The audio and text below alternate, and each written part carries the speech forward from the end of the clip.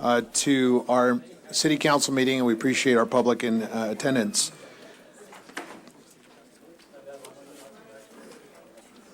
We welcome you and we thank you for being here tonight. As we commence, we ask that you please silence your electronic devices and refrain from creating the disruptive sounds. This time I do ask Pastor Ron Esparza. Where are you, Pastor? There you are. Pastor Ron Esparza from Living Waters Community Church leads in the invocation, and Melina Parra to lead in the Pledge of Allegiance. Melina is in the second grade at Ramona Alessandra Elementary School. She's the youngest daughter of San Bernardino finance employee Michelle Parra. Welcome and thank you both. Pastor? Oh, great. Good to see everyone. Good. As we bow our hearts as we pray. Father God, we just gather right now, Lord, and I just pray, Lord, with everyone that's here with me, Lord, I just pray right now for the healing of our city, Lord. Just pray, God, for your holy presence, Lord, and your holy strength in our streets, Father God. There is such a need right now, Lord, and I just pray right now, Lord, your Spirit touch every one of us, Lord. Let today be that day where we look back and say, God, move that day, Lord. And I just pray, God, let today be that day that San Bernardino, Lord, the city of San Bernardino is changed, Father God. We thank you for the hearts that are bowed right now, Lord. Thank you for the minds and all the hearts that are surrendered right now, Lord. I just pray right now for, Lord, your word, your holy word in 1 Timothy reminds us, Lord, to pray for our elected leaders, Lord. And right now I pray for our elected leaders, Lord. I pray you be with them, Lord. Guide them, Lord. Bless them with wisdom, Lord, especially with today's heavy agenda, Lord. Give them the confidence and the strength to continue, Lord, the perseverance to get through these difficult choices and difficult times, Lord. I just lift them up to you right now, Lord. Give them peace, give them just the service, Lord. Just be with them right now, Lord. And I just thank you for this time that we have, Lord, just as a city to gather, Lord, and lift your name up high, Lord.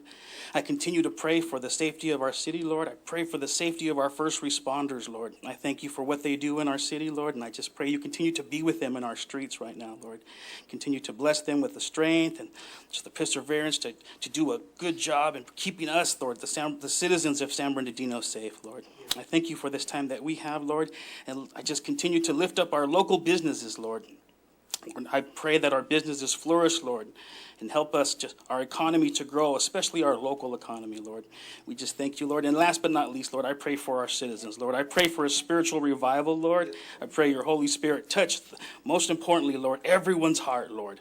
I just pray, Lord, I ask right now, Lord, just for a double portion of your Holy Spirit as it anoints our hearts, as it anoints our minds, Lord, and just flourishes throughout every city, every hallway, Route 66, and every alleyway in our great city of San Bernardino, Lord. I thank you for this time that we have, Lord, just to gather and pray and lift your name up high. And we ask that in the mighty name of Jesus, and everybody who agrees with me says, Amen. Thank you. Good.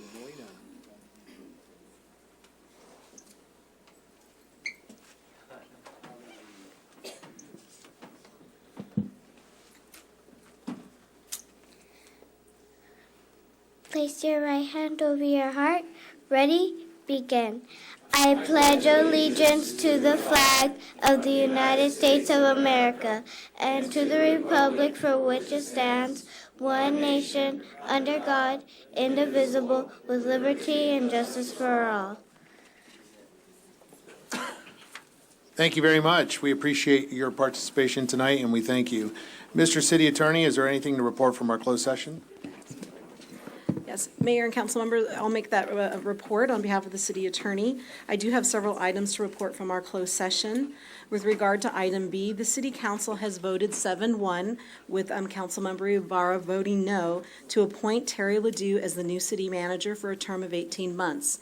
This will be reflected in an agreement to be effective July 1st and will be placed on the council agenda on July 17th. On item C, the City Council addressed a threat of litigation filed by Gigi Hanna and authorized this and gave direction to the City Attorney. The City Council further authorized by a unanimous vote to file 2 receivership cases. One is on a property at 1450 East Date, and the other is on a property at 1560 East Date. Both of these properties are deemed to be uninhabitable, and the property owners have not been cooperative in addressing the deficiencies on their properties, and that's all the reportable action I have. Thank you very much. We're moving on to the appointment section of our calendar. This time I ask Helen Chang if she would join me at the podium, please.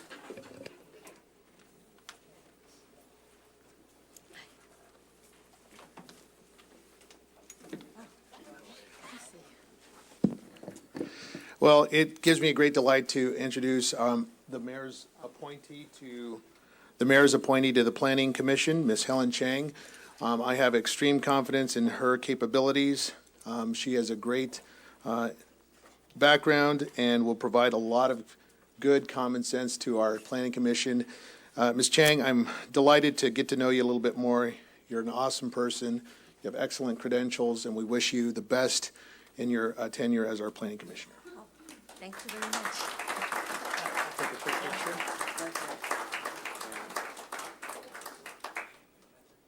Few words? Oh, sure. Appoint her, or Sure. give her her oath first? Yes. That'd be great. See, please, repeat after me. Yes. I, Helen Chang, I, Helen Chang, do solemnly swear do solemnly swear to support and defend to support and defend the Constitution of the United States the Constitution of the United States and the Constitution of the State of California and the Constitution of California against all enemies, foreign and domestic, against all enemies, foreign and domestic, to bear true faith and allegiance to bear true faith and allegiance to the Constitution of the United States to the Constitution of the United States and the Constitution of the State of California, and the Constitution of State of California, that I take this obligation freely, that I take up this obligation freely, without any mental reservation without any mental reservation or purpose of evasion, or purpose of evasion, and I will well and faithfully and I will and faithfully discharge the duties discharge the duties upon which I am about to enter. upon which I am about to enter. Thank you. And I already have your signature. Thank you. Ms. Chang, Yes. few words? Oh, yes, sir. Hello, everyone. A little bit, a quick introduction about myself. I am fairly new to this city. I bought a house at the north side of the town about 3 years ago because as I drove the downtown, although the city was in bankruptcy at that time, but I didn't care because I fell in love with the history of the city, and I saw the city with great potential and great people. And so I decided to buy the city and moved here. And I've been living here for the past 3 years, and I'm learning, still learning a lot about the people of the city, and I have great faith. I've made new friends, and I really enjoy it here. A little bit about my personal endeavors is that I am a California State Registered Architect on the California State Board of Architects. And I am also a alum of University of Southern California Marshall School of Business Executive MBA degree. And I work as a construction and architect project manager with extensive experience in city planning, from city of Los Angeles to many other cities in SoCal. And my notable works are USC Village, Metropolis Towers in downtown LA, and Kaiser Permanente hospitals that you see in Ontario off the 60 freeway. So that was my life. Thank you very much. Good job. We appreciate you. Can you give this pen? We're traveling. Thank you. Yes. Thank you, Oh, Ellen. okay. Thank you.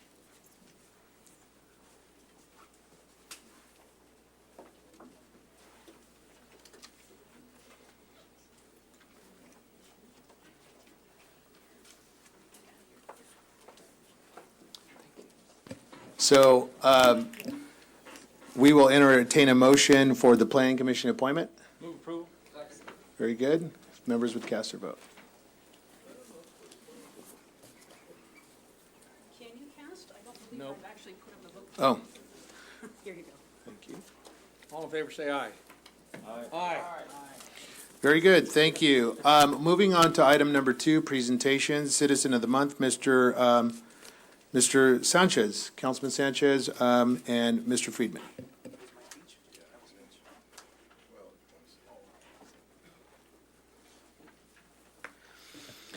So I'm very honored to introduce the Citizen of the Month Award to the proud owners of Viva La Boba. I think they had the opportunity to have their business home anywhere, probably out of a dozen cities, but they chose here when there are many businesses who are considering moving out, businesses who question whether they should be moving here. They moved into the heart of downtown and they created a beautiful, colorful little spot. And so I want to continue to encourage that. They've done it wholeheartedly, came and committed to our city.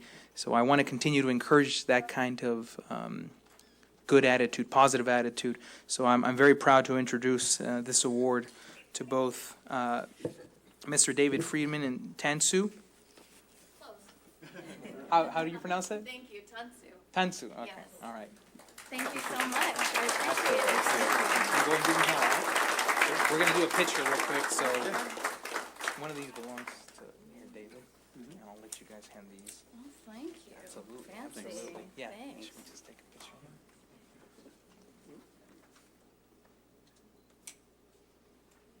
Thank you. There you go. Oh, cool. I got a pen. Wow. Thanks. That's awesome. Take the chance to speak your mind. Oh, yeah, go first. Me first? Yeah. All right. Thank you for this honor. We appreciate it. Thank you, Theo, for nominating us. And thank you, City of San Bernardino, for supporting us. We wouldn't be where we're at if it weren't for the community here giving us your support. So thank you.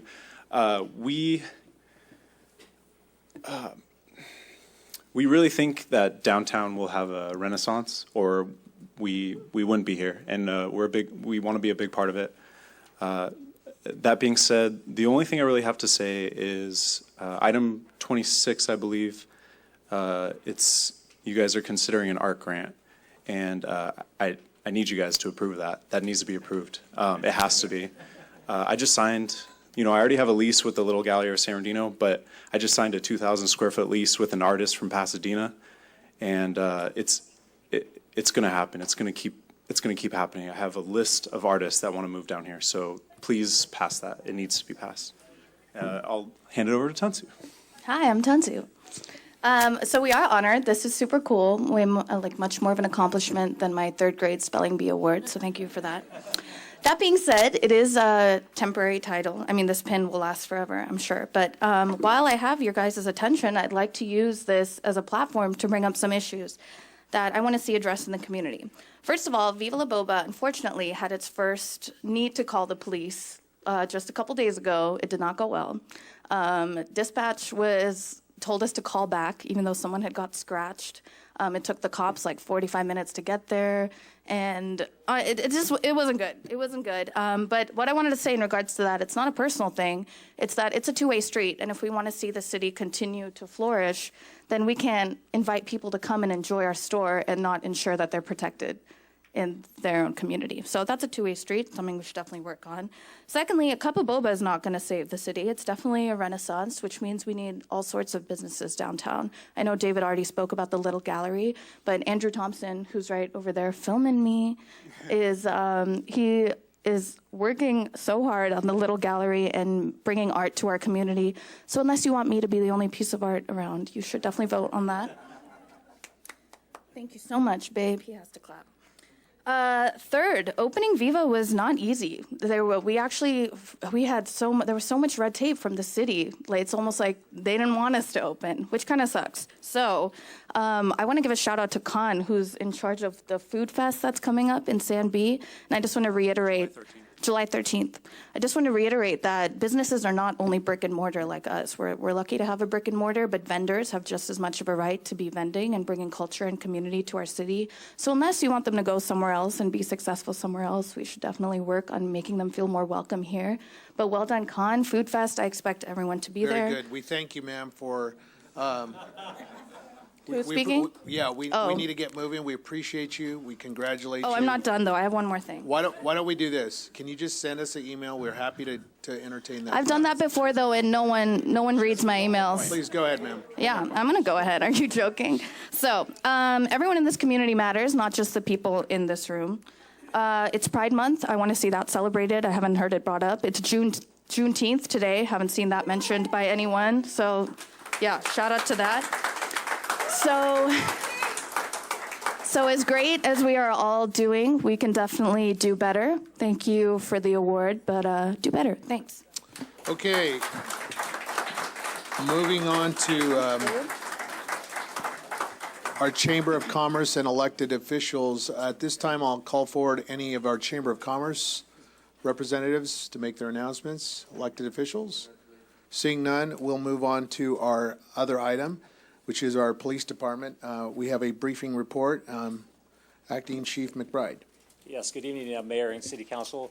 The City Council, a few months back, approved community policing. I wanted to give an update to the City Council on that effort, where we're at on community policing. So effective on Monday, the full district staffs have been augmented with sergeant and then the 2 officers starting this week. And I'm sure some of you have already seen the effects of that as you've called for different things. They've seen officers available to actually respond to those quality of life issues. So essentially, we've gone from 2 quality of life officers to 10 citywide, for which each district in the city receiving 2 officers to deal with those issues. And I want to take this opportunity really to introduce back the district commanders, but then give them the opportunity to introduce those sergeants that will be working for them in the district. And that's who the community is going to be reaching out to on many occasions to get things done in their, that they have as far as issues in their district. And I think this is a great opportunity to introduce them. And Chief McBride, I appreciate what you're doing in our community. I do want to preface the presentation. There has been a lot of misinformation circulating about the changes here at our police department and the status of our code enforcement officers. I want to make a few points before we proceed. The city council has, the city currently has 5 code enforcement officers. Our budget retains all 5 code enforcement officers. We are not eliminating any of these positions. Separately, there has been an intense focus of what is called the Quality of Life Team, which is comprised of 9 community policing officers. Under the restricting of the police department, we are replacing this team with 5 separate teams, 1 for each policing district.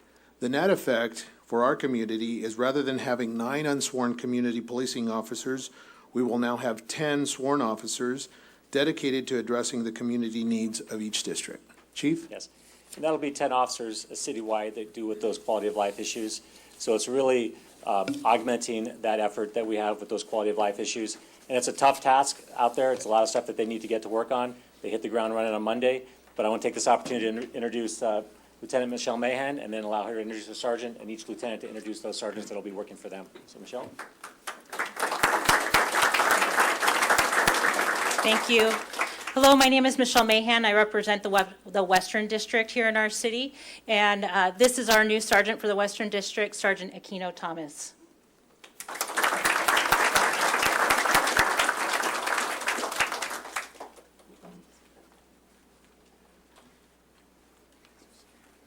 Good evening, I'm Jennifer Carell. I'm the lieutenant for the Northern District, and my sergeant is Jeff DeMoet.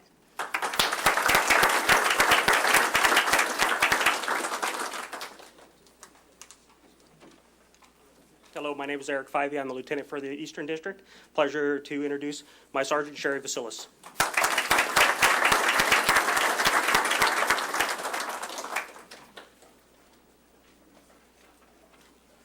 Hello, council, folks. Brian Harris, Central District Commander. This is my sergeant, Ernest Luna.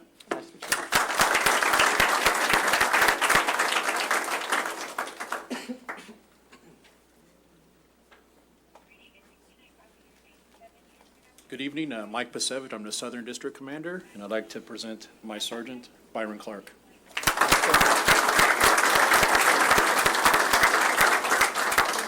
And so each of those teams have 2 officers that work specifically for them in the district office to deal with quality of life issues and other crime issues that come up, chronic service drains.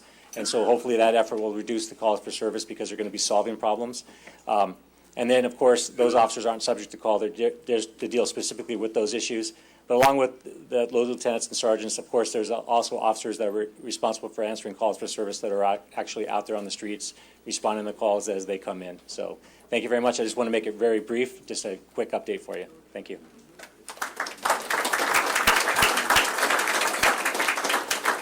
Thank you very much. We will now turn to our public comments portion. This time I invite any of our public who wishes to address the City Council to please fill out a yellow speaker slip. We ask that there are rules and decorum, and we ask that you remain civil to address our staff and our City Council. This is a public meeting, and we will conduct business accordingly. So we ask that you please fill out a yellow slip. We will close it within 10 minutes, and we will proceed with our yellow slips that have already been registered. We will use both podiums, so please, when you hear your name, so we can expedite it. When you hear your name, get up on deck, and we appreciate you. Our first speaker is Edward Dean, followed by Sam Ho, followed by Daryl Terrell.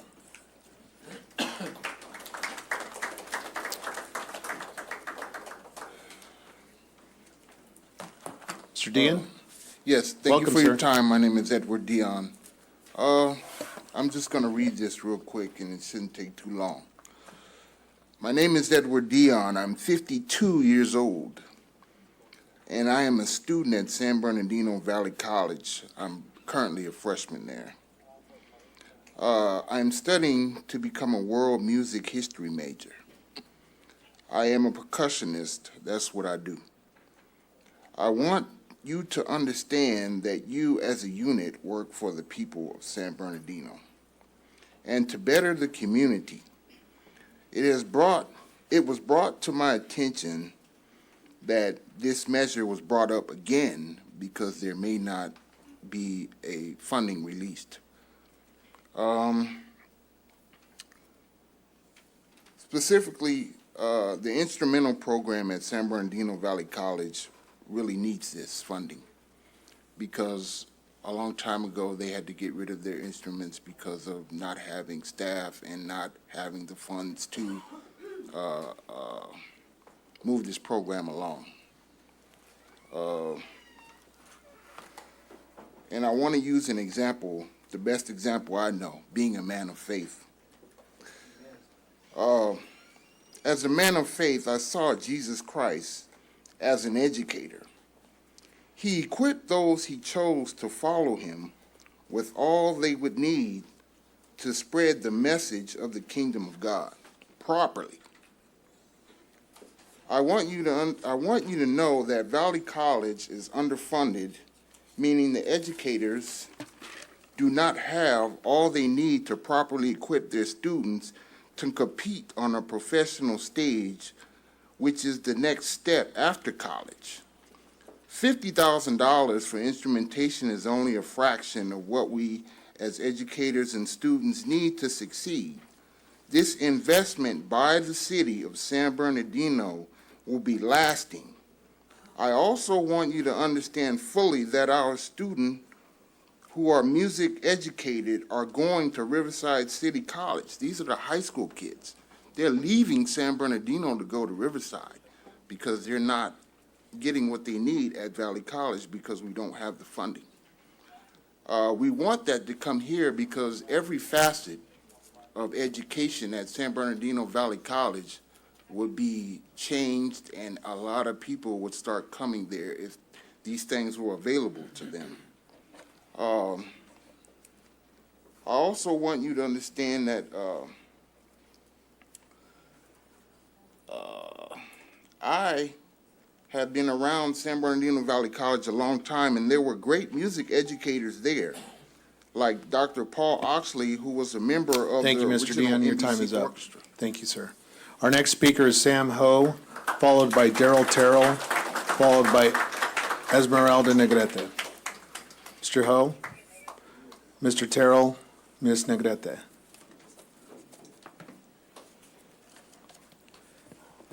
Honorable Mayor, City Council members, city officials, and fellow residents in the city of San Bernardino, I am humbled and honored to be here to speak to you at this time. My name is Sam Ho, and I'm a member of the International We Love You Foundation, which is a worldwide nonprofit organization. The International We Love You Foundation was established in 2001 by our chairwoman, Zang Gil-ja, in South Korea. The vision and purpose of the foundation is to make a constant effort to promote unity and friendship among the people in the world beyond nationality, race, religion, and culture. Our motto is to deliver mother's love to the whole world. As we know, a mother's love knows no bounds. A mother's love never rests, and a mother's love cherishes each and every one of her family members. With this love, and under the guidance of our chairwoman, Zang Gil-ja, the foundation has been carrying out various initiatives around the world, such as environmental campaigns, blood drives, disaster reliefs, charitable giving, and community support.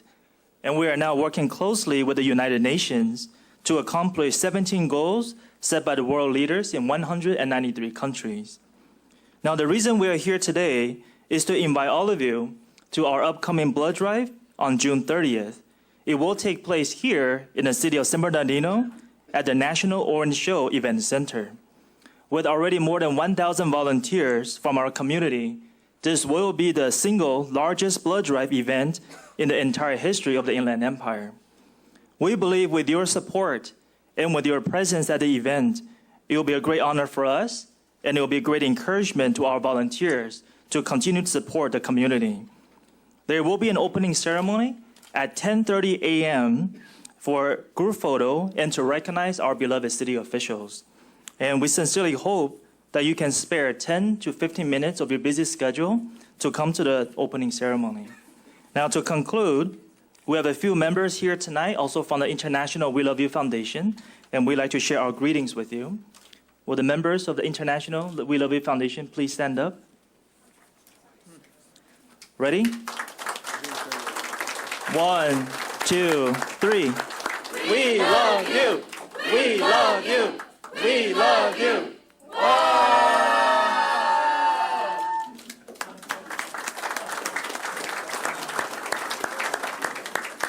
Thank you for your time, and we look forward to seeing all of you at the opening ceremony at 10:30 a.m. on Sunday, June 30th at the National Orange Show Event Center through gate number 9. Thank you very much. Thank you, Mr. Ho. We appreciate your community involvement. We thank you for your participation. Our next speaker is Daryl Terrell Esmeralda Negrete. Mr. Terrell, welcome. Welcome. My name is Daryl Terrell. I'm not from here. I'm your neighbor in Moville, but Mr. Mayor and Common Council and you, the residents, according to your staff report and your proposed budget, even with cost savings measures, the general fund structure budget deficit will continue to grow. What this tells me is that you got to try something different. Tonight I'm here to help and to show you how, by submitting into the public record, a way forward in meeting your fiscal challenges now and beyond that's based on the Government Finance Officers Association's best practices. And here's the plan I want to submit. Tonight, first, you should consider going from an annual budgeting process to a 2-year budget. The 2-year budget process would allow for a more stringent approach to analyzing data, tracking trends and potential problems, and calling for corrective budget actions much earlier than in years past. This new enhanced financial planning approach would improve your long-term financial management while also strengthening your community engagement. Also, you should consider implementing priority-based budgeting. Traditional budgeting begins with the question, how much will it cost to keep doing what you've been doing in the way you have always done it with the results you have gotten? However, priority-based budgeting is a process that asks you to set the price of city government, find out what the outcomes that your residents most value, prioritize your tax dollars to purchase those results, and rethink the way your departments go about producing them. Priority-based budgeting combines strategic planning, zero-based budgeting, and performance-based budgeting in a workable, common-sense package. Second, you should consider is implementing GovStat, better known as CityStat. It's designed to improve your department's performance by bringing real-time information to you by poring over the data with department heads every 2 weeks, not quarterly, which will allow follow-ups to ensure problems are actually fixed in a timely manner and deploy resources quickly to fix the problem. For example, in Baltimore, in its first year implementation, the city saved $13.2 million, $6 million in overtime pay alone. Overtime fell by 40% within the first 3 years, and absenteeism plummeted by as much as 50% in some agencies. With this budget, what I'm telling you, other cities have done it, and I did with Riverside County, help them present those same ideas, and I'm here because I care. I wouldn't come here if I didn't care. So I want to present this in the public record. Thank you, Mr. Terrell. Our next speaker is Esmeralda Negrete, followed by Stacy Frazier, followed by Dorothy Garcia. Welcome, Ms. Negrete. Thank you. Good evening. I have already brought to your attention the violation of the City Municipal Code at the special meeting when it comes to the decision that was made to award the contract to Fairbank Maslin Malling Meats and Associates. I also brought to your attention the discrepancies in the bid that All American Asphalt had submitted, and I see the same company again in the agenda, which makes me question who in the council is so gun-ho to give this company the contract when Vantage bid came just under $34,421.50. And they are the business that is located in San Bernardino, not as documented to be in Highland. To my knowledge, the city gives a 1% consideration break to all local businesses. If I am correct, which I believe I am, since Ms. Ibarra had informed me of this a long time ago, or maybe one of you who should know about this can chime in before giving the contract to the wrong company, because 1% of $4 million equals $40,000, which means that Vantage should have received the contract. Moving on page 4 of the charter, section 306B, conflict of interest, states elected and appointed officials shall adhere to conflict of interest codes as established by state law and or city ordinance. When I see the name of a city employee appointed to a committee, I question, how will this city employee vote or give input because it is not like he or she isn't aware of the retaliation that many of the staff is already facing. Mr. Sanchez, we just heard recently that your cousin was appointed to one of the committees. Now, if there's no conflict of interest, maybe there's something unethical. It's funny to you, right? Mr. Henry Nickel disclosed that at one of the meetings. Also, in the charter, interference with administration. It's too bad that this section only covers the city manager and not the city attorney nor the city clerk, because after reading the crap written in the email by Chief of Staff Bilal Asaili, you can look at him and laugh again, to the city clerk, I would attach this violation and send it to both the city attorney and the district attorney. Let me share with you, everyone who hasn't been following, what that email said. On Friday, May 31st, 2019, he wrote, in order to prevent a reoccurrence of what happened last time, our position is these requests need to go through the city attorney's office for review. They can pull emails and make the necessary assertions of privilege or redactions. Once they've identified documents that are both responsive and subject of disclosure, make a final review to confirm whether we have or have no objections. Our next speaker is Stacy Frazier, followed by Dorothy Garcia, followed by Dominic Oster. Hi, good evening. I'm speaking in my capacity as Interim Chair, Professor of Music, Director of the Opera Theater Program at California State University, San Bernardino, to advocate for the continued arts funding from the City of San Bernardino Arts and Historical Preservation Commission. The previous commission, known as the Fine Arts Commission, has not only been a tremendous support to the CSUSB Opera Theater Program, but has also shown great dedication to the promotion and sustainability of the arts throughout the city. This has been vital to the community in a time where the city has faced challenges and hardships that have not only had a direct impact on its residents, but have captured nationwide attention. It has largely been through the generous funding of the Fine Arts Commission that full-scale operatic productions have been able to exist in our city of San Bernardino. Although San Bernardino is only 60 miles east of LA and the Los Angeles Opera, it is only the privileged few members of the San Bernardino community that have had the opportunity to attend a live operatic performance. CSUSB Opera Theater has been able to produce fully staged operatic productions and bring outreach activities to thousands of students throughout the San Bernardino City Unified School District. Although the university operates on a large budget, The opera theater program relies strictly on grant funding and a very small percentage of student fees. These are not guaranteed from year to year, as there are numerous instructionally related organizations on campus that apply for funding. I'd like to stress that all disciplines in all departments on our campus are encouraged to do external grant writing. It's the only way that we can make advancements in research with regard to the sciences, humanities, and the letters, and the arts. And foundations include the Guggenheim Foundation, the Bush Foundation, National Endowment for the Arts, National Endowment for the Humanities, and hopefully the Arts and Historical Preservation Commission of the City of San Bernardino. Our students have had the opportunity to be on stage with Grammy and Emmy award-winning artists. Our students are primarily come from the San Bernardino area. It's been very special indeed. The funding that comes from the city doesn't pay my salary and doesn't pay the music director's salary and doesn't pay for the facilities. The money that we would use from the city pay for things like sets, costumes, and guest artists, people that our students get to perform with.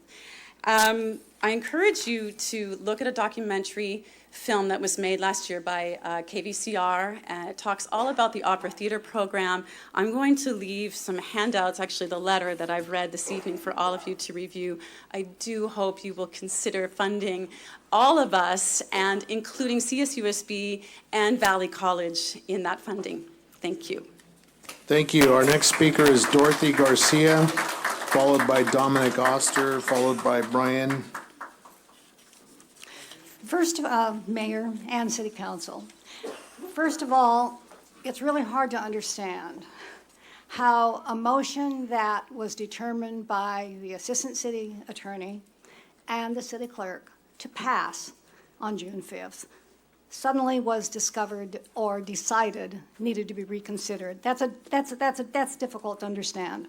But at the June 5th council meeting, I told you about the process that the Arts and Historical Preservation Commission used to make recommendations to you about grants to arts organizations.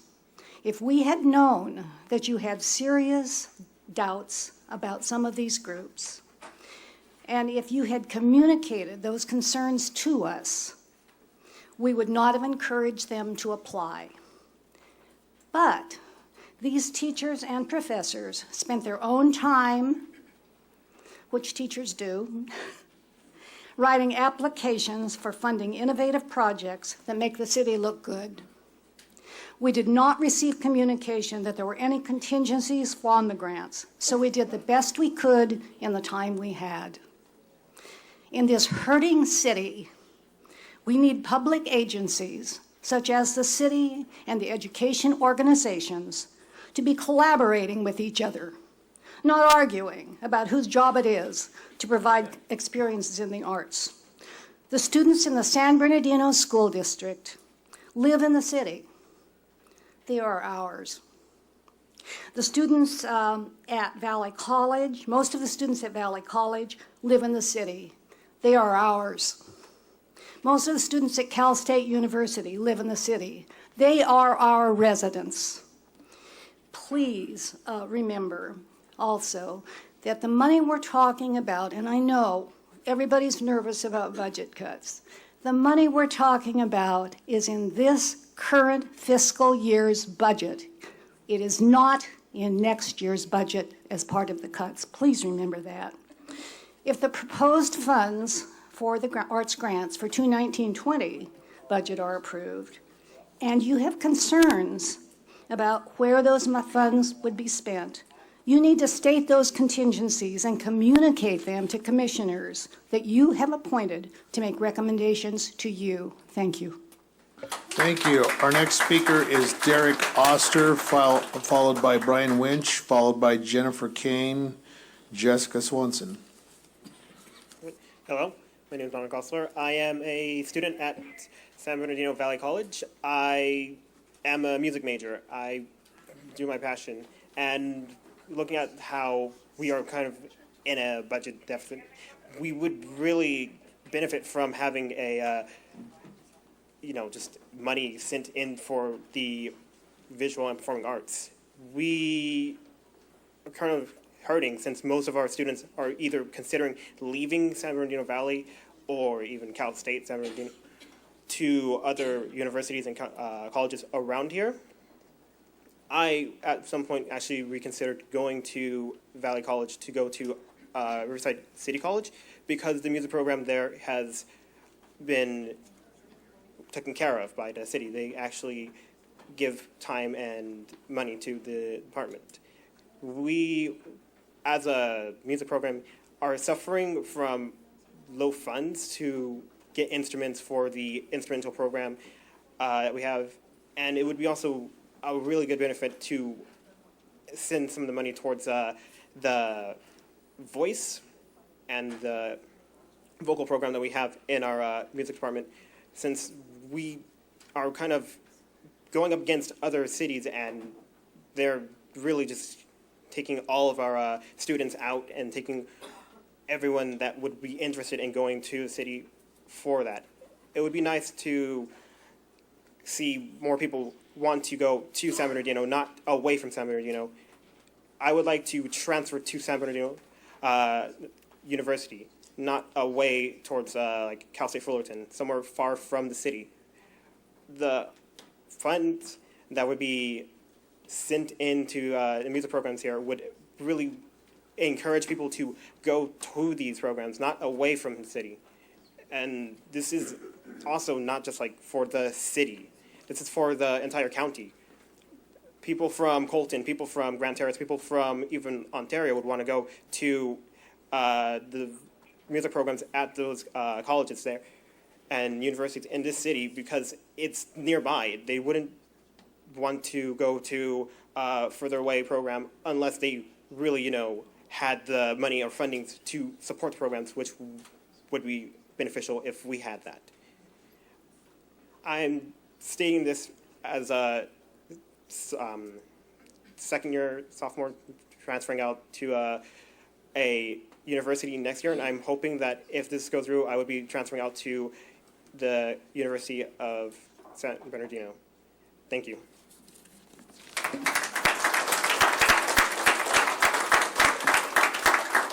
Brian, you're up.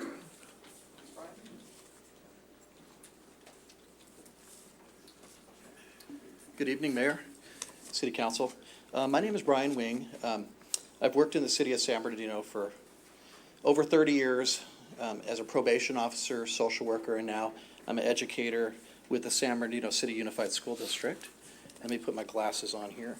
I know that we all in this room have the same goal, and that is to figure out a way to revitalize the city.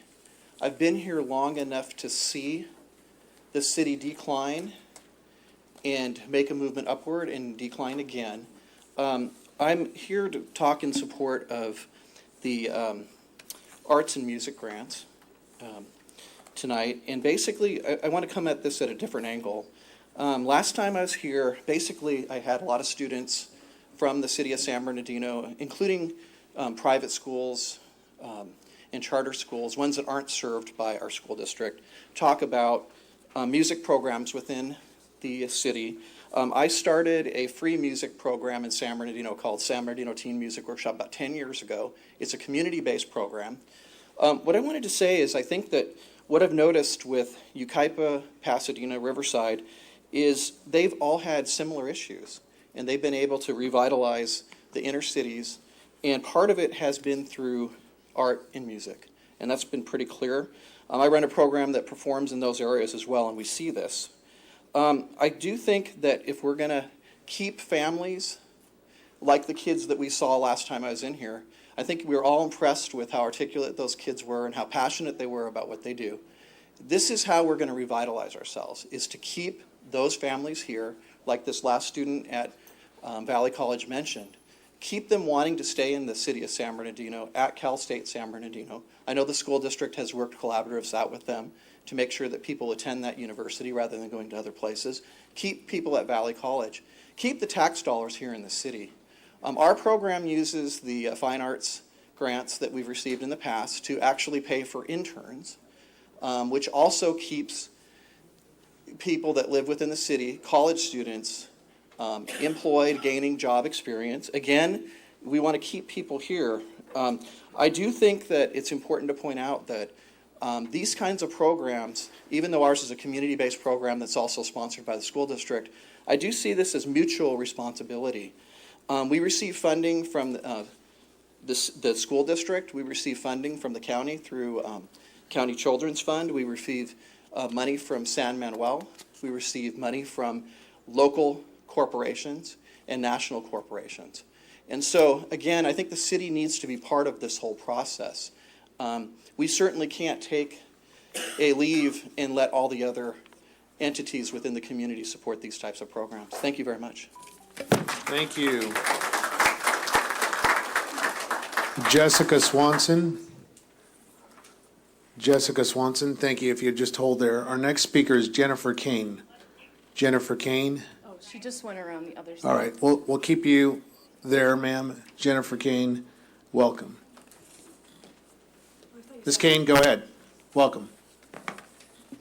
I thought you said I was after her. Thank you for having me. My name is Jennifer Kane. I represent the Arts Connection, or the Arts Council of San Bernardino County. We're based in San Bernardino in the city at the Garcia Center. Thank you for letting me address you tonight. I'm here to speak about agenda item number 26, the Visual and Performing Arts Grants. Probably you could guess that by the title of the organization I work for. Many of you probably know me. I spoke a couple weeks ago, gave you a lot of numbers. I'm not going to do that tonight because you got them once. I was reading through some of the notes about why there was some hesitation about funding some of the grants, so I wanted to take an opportunity to provide some information and maybe educate folks who don't have the right information about something called matching funds. So matching funds is something that granting organizations use to make sure that there's community buy-in, to make sure that there's partnerships, to make sure that organizations aren't just asking for money and not meeting halfway where that funding's coming from. Matching funds comes in the form of cash donations, other grants from the National Endowment for the Arts, sponsorships, ticket sales, event fees, anything that's money. You can also have in-kind to match funds for grants. That's services, donated goods, volunteer time. That's a big one for our teachers. All of that can be equated at $26 per hour, $26 per hour volunteer time. That's the national rate. Every organization applying for these grants is matching their requests in different ways, whether that's through school funding, volunteer time, donated goods, applying for sponsorships, applying for state funding and national funding. It is not unusual for granting organizations to ask for this, so it's not unusual that that question was raised around these grants. However, that was not in the information that was provided to the organizations and the individuals applying for these grants. If that's a requirement in the future, I suggest that you make that amendment. However, that was not the case for those of us applying for these grants. Still, if you look at the grants that were submitted, I can't tell you how many because I didn't apply. There's 15 other organizations. That those, I can tell you, were matched by volunteer time, by donated goods, by money from the state. At Arts Connection, we have to match all of our funding from the state one for one. That's usually how it goes. We get that from a combination of money from the National Endowment for the Arts, from sponsorships, from ticket sales, from members. We are also the state and local partner for the California Arts Council. And every year that these grants have been available, we have applied for the city for that money. And we hope you will continue. Thank you. Our next speaker is Jessica Swanson, followed by Peter Yamas. Mr. Yamas, if you join me there, get you ready. Hello, Mr. Mayor, Welcome. City Council, staff, fellow citizens. My name is Jessica Swanson. I applied for an Arts and Historical Preservation grant as a teacher in the San Bernardino City Unified School District and as a citizen of San Bernardino. I spent a great deal of my valuable time preparing an application in response to your announcement that I believed would not only serve the families of San Bernardino, but also create an opportunity for community cohesion, something that is desperately needed here. I applied for this grant because I was explicitly invited to do so. The initial statement in the application says, the City of San Bernardino Arts and Historical Preservation Commission grants will be made available to qualifying nonprofit arts organizations, parks and recreation community centers, and classroom teachers within San Bernardino City Unified School District. That's me. The grant proposals recommended for your approval serve our population, whether they come from San Bernardino City Unified or another nonprofit organization. The monies allocated for this grant were set aside for this fiscal year. The agency tasked with ensuring the intellectual, educational, physical, and psychological well-being of over 52,000 minors in grades K through 12 for a bare minimum of 8 hours per day, a bare minimum of 5 days per week, and a bare minimum of 185 days per year absolutely should have a budget larger than yours. I followed the directions as they were presented in your grant announcement. The grant committee has recommended that these grants be funded, and I'm requesting that my good faith efforts be rewarded in kind. I would like the no votes to reverse their no votes, the abstentions to take a stand, and please vote yes. I would like to add one thing in conclusion. When the City Parks and Recreation Department came to me and said, can you help us start a music program in our Parks and Rec department, I didn't say, oh, no. Those kids are your problem. Your city has a bigger budget than my household. I said yes, because they're ours. Thank you for your time. Mr. Yamas, welcome. Thank you, Mayor. Thank you, City Council. So my name is Peter Yamas. I'm the music teacher at Richardson. I've been teaching in San Bernardino for 20 years, my whole career. And basically here to address item 26, the arts grants. What I do during the day is usually funded by the district, but there's so much more that comes after school. The rock band program that we're with serves 250 students. They get private lessons through some of our interns that funding would provide. In our district, private lessons are not an easy thing. It's very hard to compete against other neighboring cities that have a little bit more funding. So this kind of gives our kids a chance to compete. Our kids perform here in San Bernardino whenever we're called upon. The food truck events, I've been to numerous of those, the arts nights. Anytime you guys need somebody to perform for you, we will be there. We are San Bernardino. But we also need you to be there for us. We need you guys to support us back, make sure that we have the quality that we need so that we can make San Bernardino proud. That's really all I have to say. Thank you, sir. Andrew Thompson, followed by Madeline Scully. Andrew, welcome. Hello. While I do speak for myself, I am in solidarity with everybody else who has spoken about the arts grant. My name is Andrew Thompson. I'm the founder of the Little Gallery of San Bernardino. I'm here to speak on item number 26. I want to reiterate the significant effect that the city art grant will have on a nascent institution like the Little Gallery. Over the year, we've displayed 10 consecutive art exhibitions in downtown San Bernardino as an independent, self-funded project. From the beginning, our goal has been to highlight the fantastic and often overlooked artists from our region. Recently, we've begun collaborating on a public art installation in the Breezeway, as well as taken the lead on 2 public murals. Some institutions have the ability to wait for the next California Arts Council grant cycles, while others do not. Those who do not have the stability of broader institutional support will be hurt the most by if these grants are not released. The economic hard truth is that we at the Little Gallery may not last until the next grant cycle without the support from the city, without the assistance from our patrons, and without the enthusiasm of the city locals. It is because of the hard work of our volunteers that we have provided a high-quality art-going experience in downtown San Bernardino. If you award this grant to a new institution like the Little Gallery, we will be able to use these funds to ensure that we can last until the next grant cycle to earn matching funds. We have an active exhibition record. We have consistently worked with local artists and local businesses to usher in the forthcoming San Bernardino Renaissance. Due to our high score in the most recent CAC grant request, we are confident that we will be a top contender for funds next year, but we are not confident that we'll make it to the next grant cycle without this grant.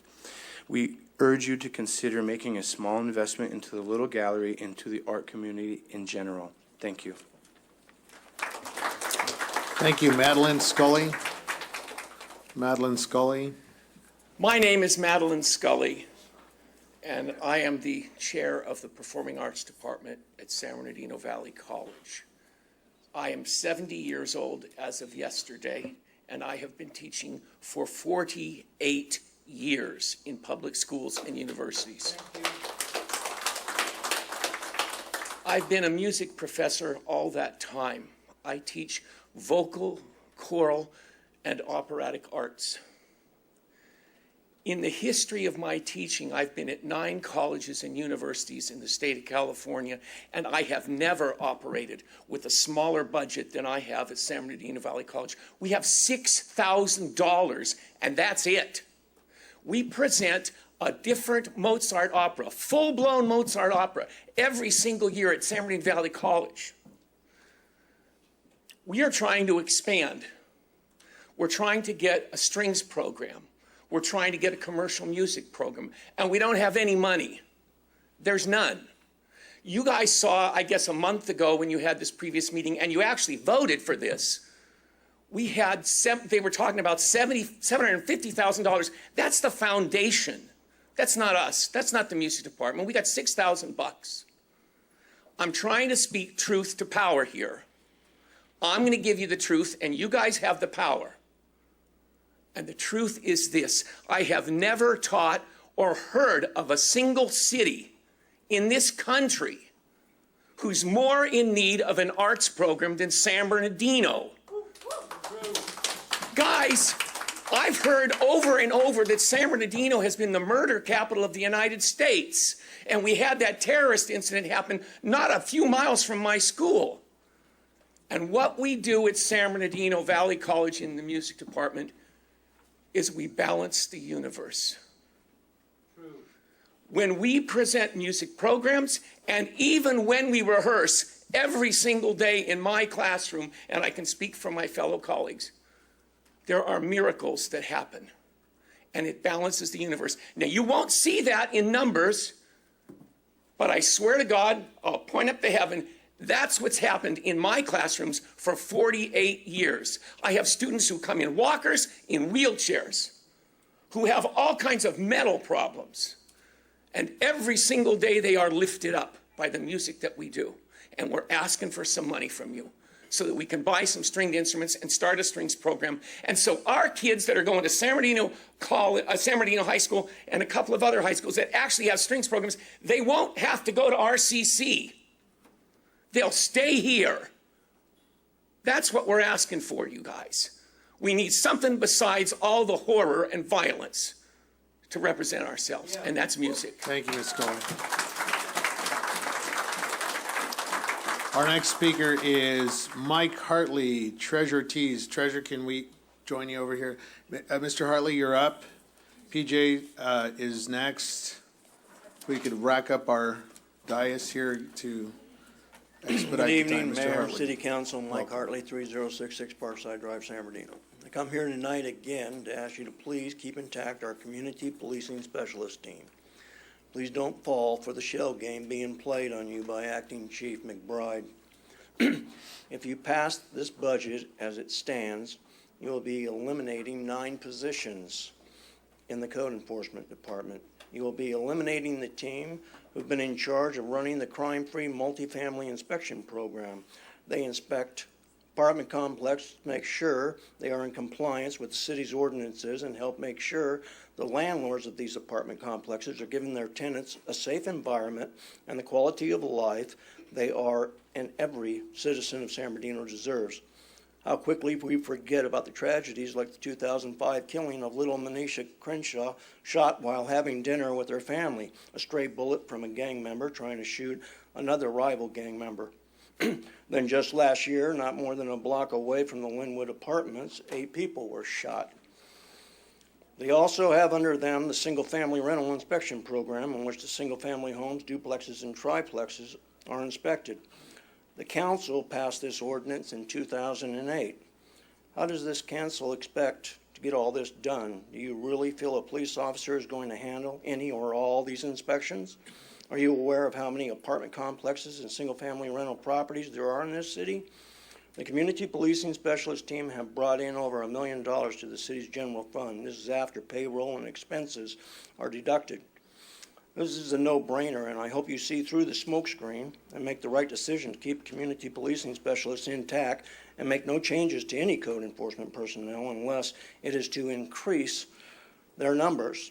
Now, obviously, this thing with McBride, who just came up and spoke, do I really expect to have these police officers go into the apartments to do an inspection on apartments? No, I don't.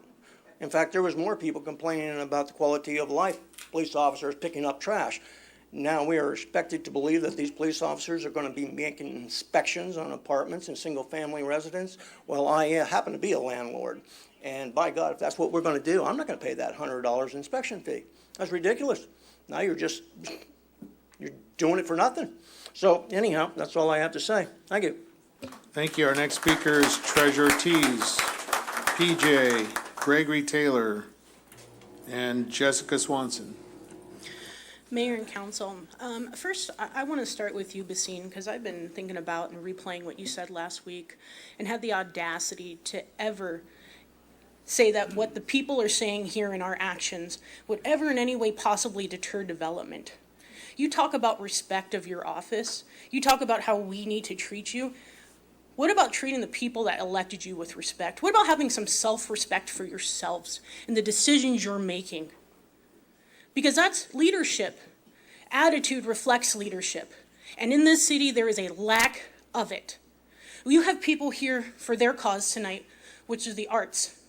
There were people here for the animal shelter. You turned a deaf ear. You kept trying to push a contract to the county of Riverside, which we know they turned down on a 3-year because they're raising rates next year on everybody. And they were only willing to give us 1 year. You talk about creating some bogus ad hoc committee for revenue generations. You don't generate revenue. Do you realize that you work for a municipal government and not a corporation? Businesses generate revenue. We imply taxes. That is a tax base. That is where we get our money from. Why don't you know that? Probably because you don't know what you're doing. Continually, every week, it is something new. Code enforcement is a revenue driver. And you know what? Don't give us any crap about the community police specialists. They were code enforcement officers. You know how I know? Because I was in civil service when layoffs were going on. And we reclassified those officers to PD. And they were in charge of other duties. That's why they're specialists, because they could be utilized in other ways. They have PC-832s, which they can arrest, and they have a firearm.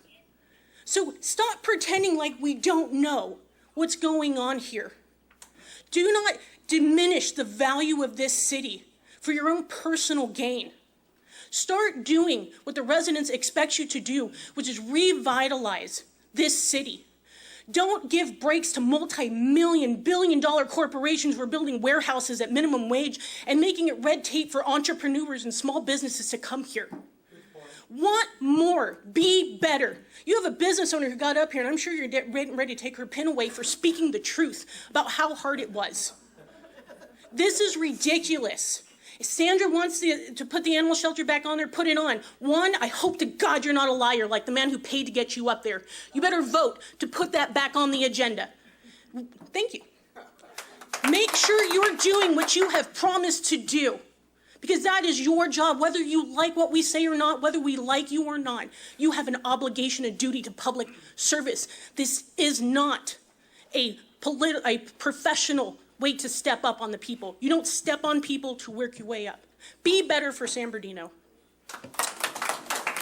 Our next speaker is PJ, followed by Gregory, PJ, you're up. Yes, ma'am. Welcome. And Gregory Taylor. Who's Gregory Taylor? Sir, let's get you ready to go here. PJ, you're up.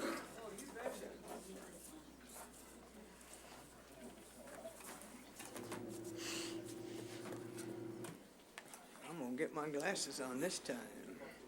PJ Seleska, retired disabled war vet, lifetime San Bernardino resident. Homeowner, 7th Ward. I took an oath to protect and defend against foreign and domestic, and my oath didn't expire. Thank you. Okay? All right. John Valdivia tried to bribe the city clerk twice. Okay? Twice. He couldn't do it, so now let's try to blow her off and get her to run out of town at $32,000 a year. And now we got a policeman out in the hallway threatening people. Isn't that right, John? Okay. San Bernardino city officials routinely use their office to retaliate or threaten against retaliation against critics and opponents. Too many people have been run off. If you're afraid to report criminal, corrupt activity, SB Times Up is a whistleblower safe haven for reporting criminal, corrupt behavior activities of the San Bernardino city public officials. Message them with info and supporting documents, and they will report it to the proper authorities for you. See something, say something.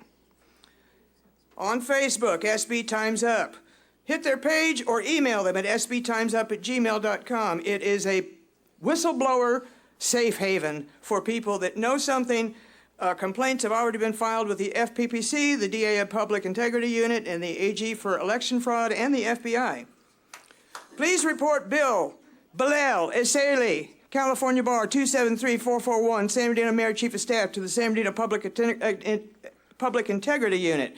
PubInteg at sbcda.org, PUBINTEG at sbcda.org, for interfering with the San Bernardino City Attorney in the performance of his duties. The Chief of Staff repeatedly oversteps his authority by interjecting conflicting legal opinion into legislative policy processes, as well as deliberately providing false metrics and public testimony in blatant attempts to unduly influence or sway the outcome of said policies.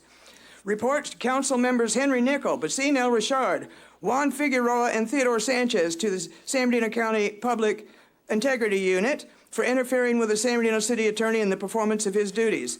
Council members routinely are accepting conflicting and false metric legal opinions interjected by the Chief of Staff in an effort to usurp the San Bernardino City Attorney's authority.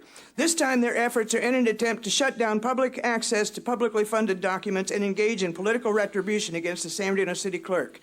Bribery is the practice of offering, giving, receiving, or soliciting something of value for the purpose of influencing the action of an official in discharge of his or her public or legal duties. Bribery is to gain an illicit advantage. A second person has stepped forward and filed a complaint of attempted bribery against the mayor. The Economic Development Ad Hoc Committee recommendation is in direct retaliation of Gigi Handel's refusal to be bribed. The administration can't buy her out. We have an active gang of four sitting on San Bernardino Council. San Bernardino Mayor and City Council have been overheard stating that they believe they can't be touched. Gregory Taylor. I have a list of people who have been touched in this city. PJ, your time is up. Here's a list of people that have been touched and been arrested and put in jail. PJ, your time is up. This city is corrupt. The people Taylor, sitting on this dais are crime-ridden and need to be reported. Your time is up, ma'am. You betcha. Your time is up. Gregory Taylor. Recall Valdivia. Recall John Valdivia. PJ, this is your first warning, ma'am. You're out of order. Awesome. Thank you. Mr. Taylor, yes, welcome. Mr. Mayor, City Council. Please have a seat, ma'am. I'm here in regards to the outbreak of homelessness in our city, the trash that's in my city that I do. I report CRMs weekly, daily. I've spoken to numerous councilmen. I call them weekly. Now I work out of town, but when I come home, I see a dirty city. It's not a reflection of me. It's a reflection of my mayor. Because I don't see him doing anything. I voted for you. I thought you were going to make a change. I've saw nothing change since you've been in office. Mr. Taylor, we're happy to work with you. Hold on. Sure. I got 3 minutes, and I'm going to use them all. Go for it, sir. Because I would expect you to give me the same respect I would give you when you're speaking. Please proceed. So, if I get answers back from Hold on, Mr. Taylor. Hold on. You asked me to hold on, but I'm speaking. Mr. Taylor, hold on. I'm not listening. PJ, this is your second warning, ma'am. Please refrain from outbursts. Thank you.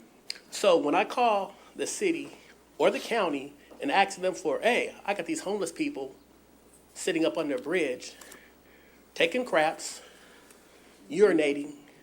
I'm taking my daughter to school. I see a guy urinating on the side of on the road. My daughter sees it, who's a 9-year-old kid. I see trash building up in my area, in my city. I call, oh, that's the city. Oh, that's the county. Oh, that's the city. Or that's the county. Cajon Boulevard is a trash mecca. If I was to pick the trash up and bring it to your yard, I bet you'd clean it up. Good point. I bet you'd clean it up.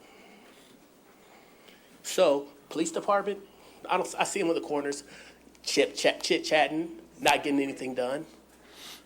Less than a quarter of a mile from the homeless encampments. So I'd like to see something done, Mr. Mayor, City Council. It's not a joke. We see what's happening in Los Angeles, you can be next. Thank you, Mr. Taylor. We'll ask our city manager to work with Mr. Taylor, please, and follow up with him.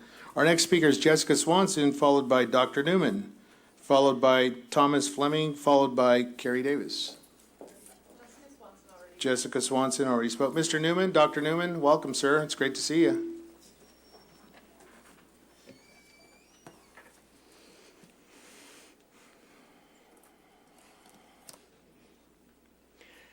Before I begin the actual reason for being here, I want to state the basis of which I make my decisions.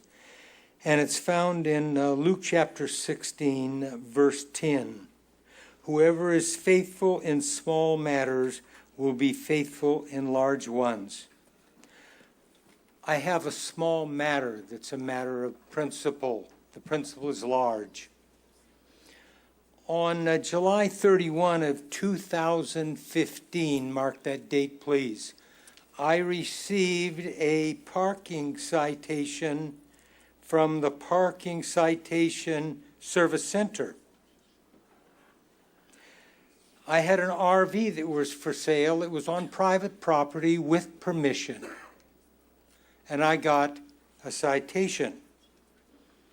I paid the citation on the 23rd of September of that year, 2015. On May 21, 2019, I was informed by the Franchise Tax Board that I owed $35 because I had not paid that service. On May 28th of this year, I spoke to Belen at the center. She checked her records. She said, in fact, I had paid the fee on time, but I paid it under protest. It was on private property and with permission. That concerned me greatly, but I paid it and moved on in life. Now, she requested that I forward the proof that the Franchise Tax Board was withdrawing the $35 from my state income tax refund. And I forwarded that to her on the next day, May 29 of this year. To date, I have not received the refund. This does not represent the city of San Bernardino very well.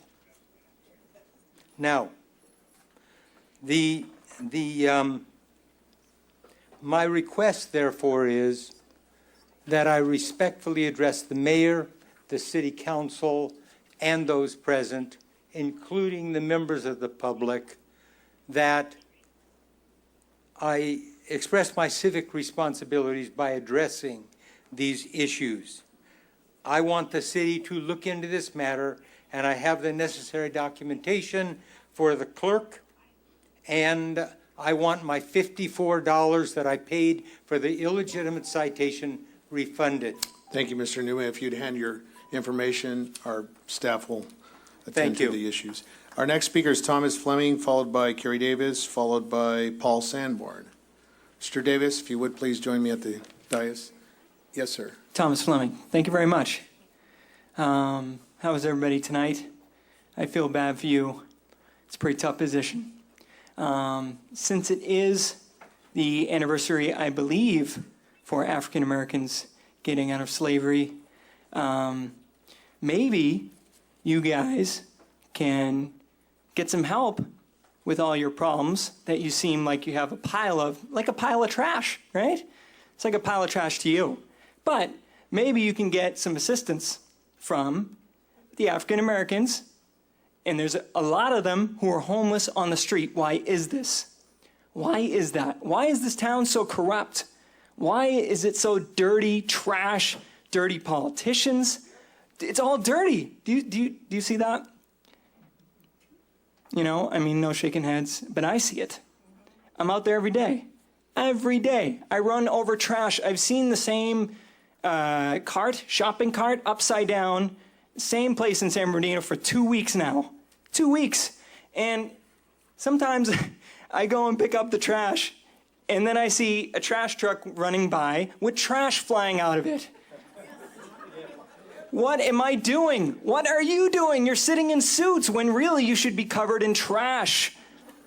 Because this is a trashy city led by something worse than trash. That's all I have. Thank you. Our next speaker is Thomas Fleming, or Kerry Davis. Welcome, sir. Thank you. Thank you, Mayor, City Council. I'd like to make reference to an article that was printed in the Sun on June 1st, 2019. Previously a supporter of Miller's, Nickel said Thursday in the wake of this week's budget discussion, he and his colleagues had an obligation to let the city manager go. After the budget presentation Wednesday, Nickel said to me, we had no other choice as a board but to fire the chief executive officer. In the agreement with the former city manager, Section D3 reads, in the event the city terminates the city manager for any of the reasons noted above, the city and city manager agree that neither party shall make any written or oral statements to members of the public or press concerning the city manager's termination, except in the form of a joint press release, which is mutually agreeable. I would recommend that before making these kinds of statements and assertions, that you become familiar with the contract terms before making potentially damaging assertions. Honoring contracts should be the standard, and it will help build trust. The police services 5-year resource plan, adopted by the council, submitted to the bankruptcy court as the plan of adjustment, set forth the following goals. By the end of fiscal year 2019-2020, add 61 sworn police officers and 1 lieutenant, not 4 or 5, as recently approved by the City Council. Public safety pension expense for the year ended 2017 was $18.6 million. The net pension liability was $225 million. Pension expense, as reflected in the current annual report, audited annual report, for the year ending 2018 was $35 million, a $17 million increase. The pension liability, the net pension liability increased to $260 million from $225 million, a $35 million increase. In my opinion, the addition of the 4 or 5 lieutenants was both a short-term and long-term irresponsible fiscal policy action, subjecting the city Thank you, Mr. to Davis. unnecessary higher future pension costs. Thank you, sir. Your time is up. And if I may finish, and limits the city's ability to add sworn police officers. Thank you, sir. Our next speaker is Paul Sanborn. Mr. Sanborn? Good evening, Honorable Mayor and Council. Tonight, I want to bring that special assessment back to you again. All you have to do is get signs to write this up. You people vote for it and throw it on the ballot. You don't have to have people go out there running and signing stuff up. You know, and what I'm talking about is putting that assessment on every parcel in this town, so we got more money for the police department. Mr. Sanchez, you're not going to like me tonight, but that's the way it is. You guys have already covered that Meadowbrook deal. Does anybody in here know another town that's got 2 parks within 2 blocks? Anybody? Where? Huh? Is that right? Well, hey, good luck to Fontana. Anyhow, here's my point. You got $800,000 plus down there that you guys claim you can get from the insurance company or whatever. Start looking around. If you look around hard enough, they are running out with parking from the Superior Court to the courthouse to the county building, etc., and beyond. If you took the west side rather, Meadowbrook Park, and sell that thing to the county for parking, take your $800,000 and do what you have to do with it, and take that money that you get out of that land, which should be enough to get that city hall straightened out again and get it put back. You know, the whole thing is, like I said, you got 2 parks within 2 blocks. You know, you still got the east side with the swimming pool and everything. I mean, it's a no-brainer. If you think you're going to go ahead and take that $800,000 and do the bridge or whatever, I guarantee you in the next 5 years, maybe less than that even, county's going to come to you people and they're going to say, hey, we need that land for parking. Look at it over there. I mean, it's almost crammed. It's hard to find a parking spot. Good evening. Thank you, sir. John Schollenberger, Savannah Taylor, Luis Ojeda. Who's Savannah? Savannah? Welcome, ma'am. Just go ahead and get you there. Mr. Schollenberger, welcome, sir. Good evening, Mayor and Council. I just wanted to give a little bit of feedback on the article. I read the article in the paper about the pay restructures for the clerk and our city attorney and our city treasurer. The rationale behind it, well, before I go into any of that, I don't see the overall picture, and I'm not the person tasked with having to balance this budget. But I'll speak to you from a corporate perspective. I don't think it's wise for the council to do that if this hasn't already been done. I think that you should allow them to continue their tenures and then restructure the positions across the board at that time. I think it's because it could possibly open us up to liability down the road. Who knows? I mean, it's just, we have to look at the overall picture. Now, what I say might not be kind of popular, but if that's the only way you can find a way to make this work, and if it's going to be on the dais, then it has to be with the leadership team. And that means that I would suggest that the council be the first to step up and say, we're going to take pay reductions to show that the city of San Bernardino that we understand this problem and we're willing to step up to the plate too. If we're going to ask our colleagues to do this, then we're going to do the same and set the example, because it's only a short period of time, And again, I serve the community as a volunteer because this city's been wonderful to me. I love this city. I hear all this other stuff that's going on, yeah, but we can all put our hands together and roll up our sleeves and get to work and do our part too. But I just don't think it's wise to do that right now. And that's all I had to say. Thank you, sir. Mr. Ojeda, you're up next. Ms. Taylor, welcome. Good evening, Council. So in recent months, several homeless people have begun wandering into our weekly choir rehearsals at church. And a few here and there is not unusual, but lately things have gotten a little scary. Last month, a homeless individual walked in during rehearsal, and we moved the children away from him as he began twitching and reaching inside his pants to scratch his private parts. The following week, another homeless individual came in, sat down, and began eating whatever was crawling in his beard. We have since locked the doors during rehearsals and have beefed up security on our small church campus, but the concern remains, and it's not just church. My daughter, nieces, and nephews attend school in San Bernardino, and I've lost count of how many times in the past the homeless have wandered in, running from security and into classrooms, causing law enforcement to be called and causing a panic throughout the school. In addition, my husband and I are proud homeowners, as he's mentioned. We enjoy having guests over, but I cringe whenever I consider all that they see when they drive past the tent cities along Cajon and see the man who has pitched his tent in the hill on University Parkway. I'm frustrated that when me and my family go to the movies at Mountain Grove in Redlands, the new Renaissance Marketplace in Rialto, or Victoria Gardens in Rancho, we don't see the same problems with homelessness there that we see at around the Regal Theater in San Bernardino.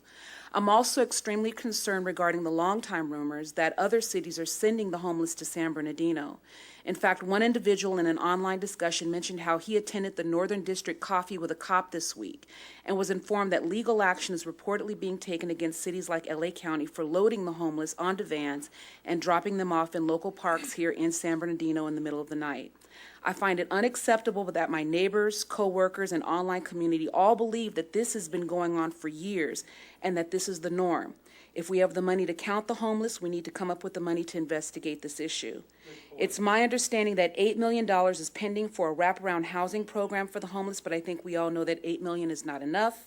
And the plan sounds like it would make San Bernardino a greater mecca for the homeless. I want to know what it is that Rancho, Rialto, Fontana, and Redlands are doing that we're not doing. I want to know where our homeless are coming from because I do not believe that they mostly originate here. The plan to provide housing and wraparound services to the homeless population sounds great, but only if the surrounding cities agree to unite in this effort. Otherwise, it is not fair to our community, our families, and all the work that we do here in San Bernardino to make it better. Thank you for your time. Thank you, Ms. Taylor. Our next speaker is Mr. Ojeda, followed by Tim Prince, followed by James Penman. Hello, Council, public. My name is Luis Ojeda, President and founder of We Are the Change. We're the one that has been cleaning the city of San Bernardino for illegal dumpings for over a year now. Thank you. It's all volunteer work, and the young person over there that doesn't like the trash, well, nobody does. And you're welcome to join us on our cleanups. And this is the good thing about what we do, Council and Mayor, that people that hate you like me, people that like you likes me, and because nobody likes trash. That's something that everybody dislikes. So we try to bring a positive change to the city, okay? And before I forget, I want to say thank you to Chief McBride, because the other day I called you out, and your lieutenant called me the next day, and thank you for that. I appreciate it. So we're bringing SB Food Fest to the downtown square. And thank you, Mr. Ted Sanchez, for responding. Also, Councilmember Ibarra, Mr. Nichols. And I send a message to all of you guys. And look, over here, I heard that everybody's asking, for help, and there's no money. And I've been spending my own money for over a year. That's right. Okay? My own money.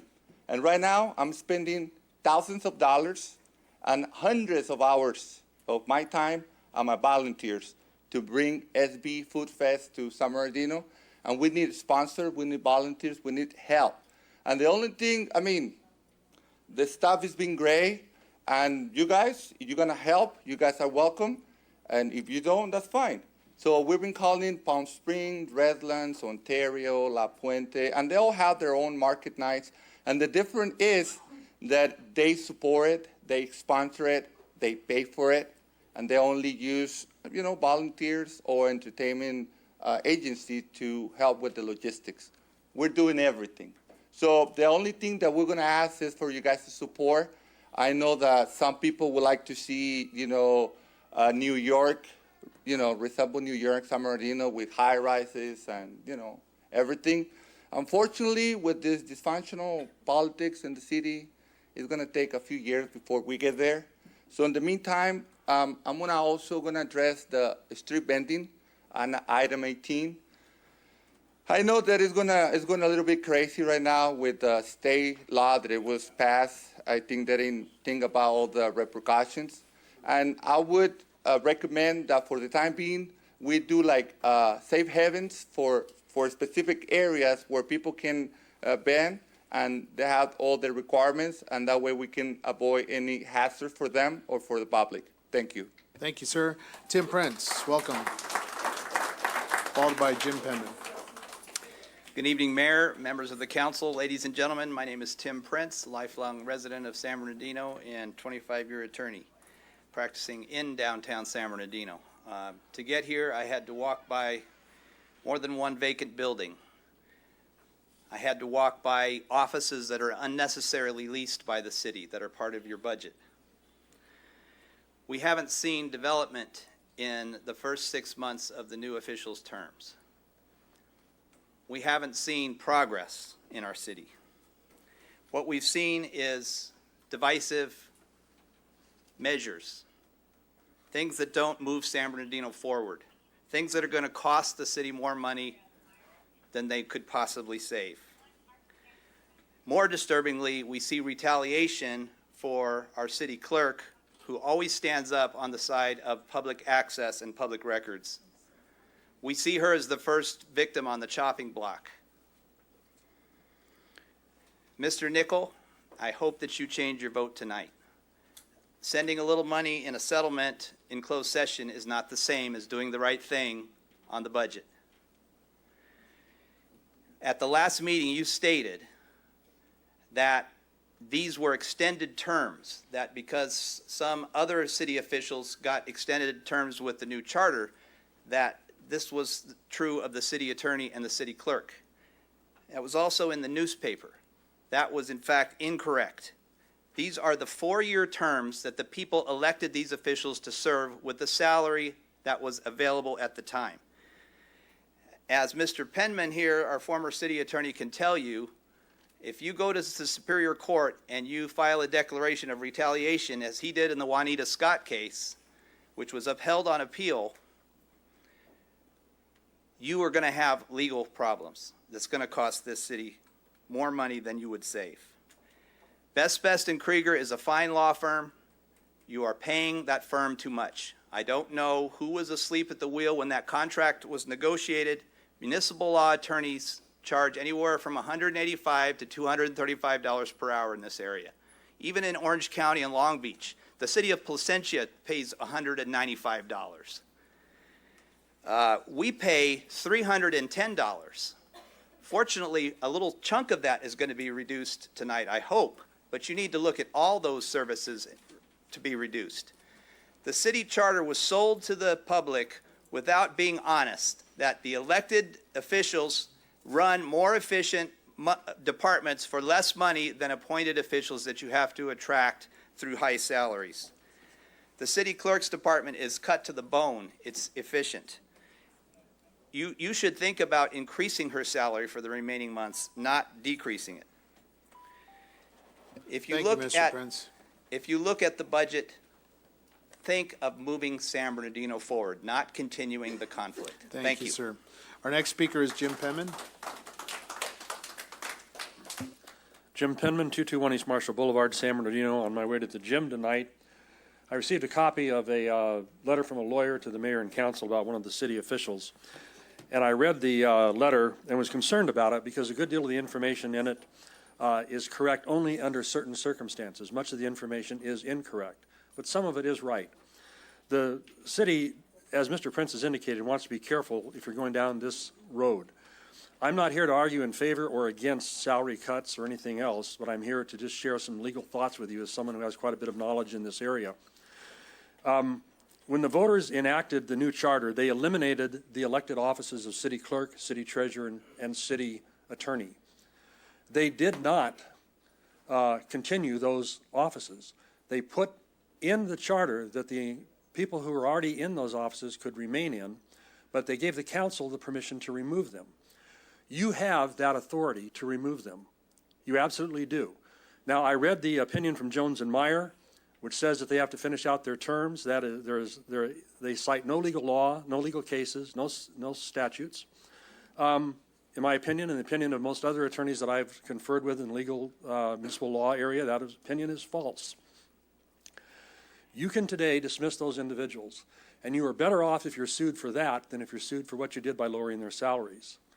Now, an elected official's salary is an entitlement. It isn't based on how many hours they put in.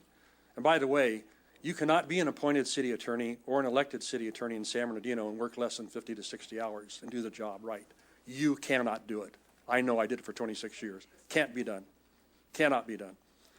Now, if you're going to go down this road, and it appears that you are, I think you should strongly consider the way you go about it. And I think lowering the salaries is fraught with peril. Part of Scott versus Common Council is that legislative decisions of the mayor and council will not be set aside by the courts, and setting salaries is a legislative decision. However, if they can show, as I was able to do in Scott versus Common Council, that somebody was being targeted for a specific reason, you can end up paying a lot of money, not only their salary that they lost, but also damages. If you let them go in the belief, right or mistaken, that their term is over, you have that authority, as the new charter says you do.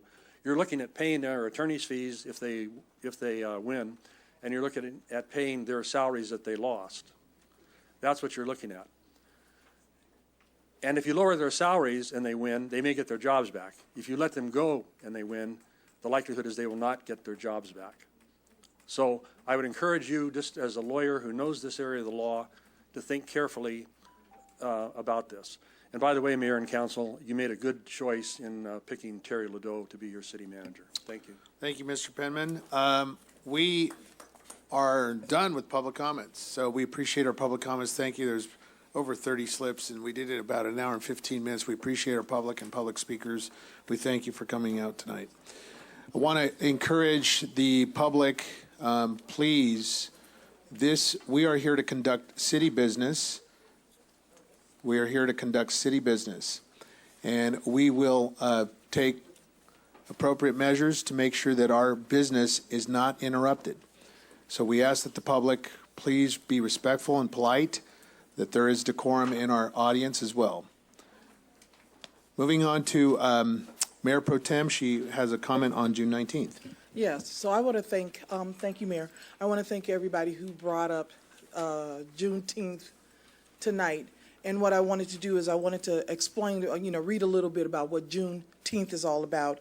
And Juneteenth, also known as Juneteenth Independence Day or Freedom Day, is an American holiday that commemorates the June 19th, 1865 announcement of the abolition of slavery in U.S. state of Texas, and more generally, the emancipation of enslaved African Americans throughout the former Confederate States of America. So we celebrate June 19th still today, and we appreciate everybody who commented on it. The only thing that I have to say about the young gentleman who got up here and referenced Juneteenth and trash, that was very inappropriate, and we don't appreciate that. We don't want to ever reference African Americans and homeless African Americans with trash. Thank you. Thank you. We will now move on to our consent calendar portion of tonight's business meeting. We appreciate Councilmember prerogative to pull items. We'll go ahead in order, and we'll pull council members. No items to pull. Very good. Councilmember Barra. Councilmember Figueroa. 17. Councilmember Charette. 6. Councilmember Nickel. Item 8. Mayor Pro Tem. Yes, item number 15, only because I have a conflict. Very good. Councilmember Mulvihill. Number 18. Thank you, sir. And our staff, Ms. City Manager. Mayor, I'd just like to make a change on item number 21. This is the item to establish the Revenue Ad Hoc Committee. Like to comment now, or? Yeah, that's okay. I'd just like the Sure. council to maybe consider using the Economic Development Committee ad hoc that we use for the budget. Since their purpose is now done, we could use them for the Revenue Committee instead. And instead of authorizing the resolution, maybe just authorize me to use staff time and resources for that committee. Very good. To that effect, in accordance with Section 303 of the San Bernardino City Charter, I, the mayor, appoint the following members and officers to the Economic Development Council Committee, made up wholly less than a majority of council members. This is an update. I'd like to add Councilmember Fred Charette as a voting member to this Economic Development Council, chaired by Henry Nenkel, also with Theodore Sanchez as a voting member. The purpose of the Economic Development Council shall be to provide recommendations to the full council on revenue generation opportunities, including but not limited to proposed ballot revenue measures. As stated by Ms. Ledoux, that would be the alternate motion on item number 21. If there's no objections, we will proceed on to move other staff pulls. Ms. Ledoux? Very good. All right, can I have a motion to that effect for the balance of the motion? Move the balance. Very good. Members would please cast their vote.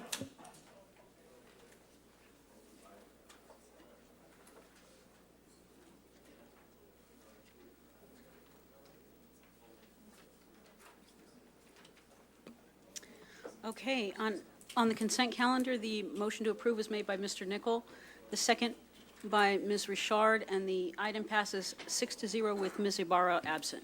Thank you. Moving to our first pulled item by Councilmember Charette, item number 6. Item This is 6. a item of cancellation of July 19th. I'm sorry, July 3rd council meeting. Mr. Charette? Right, and this has to do with, well, I don't support the item. I don't support us taking off less time. We're making cuts. I don't support these spring breaks, summer breaks, 4th of July breaks, whatever breaks there are.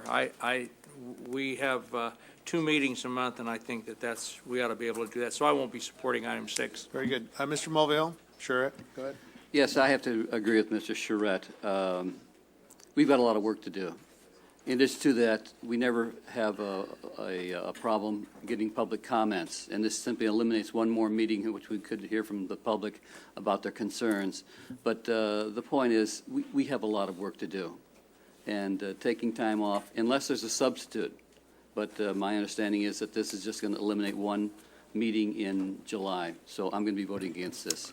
Thank you, Mr. Mulvihill. We have considered this item before, and I will ask for a legal opinion from our city attorney.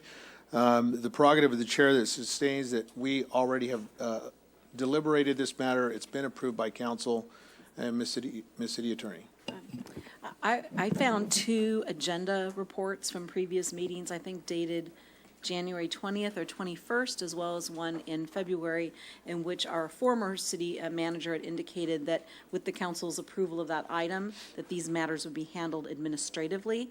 I don't see any harm in having the council confirm that you're going to cancel that meeting, but those were previously set forth in a staff report. Thank you, Ms. City Attorney.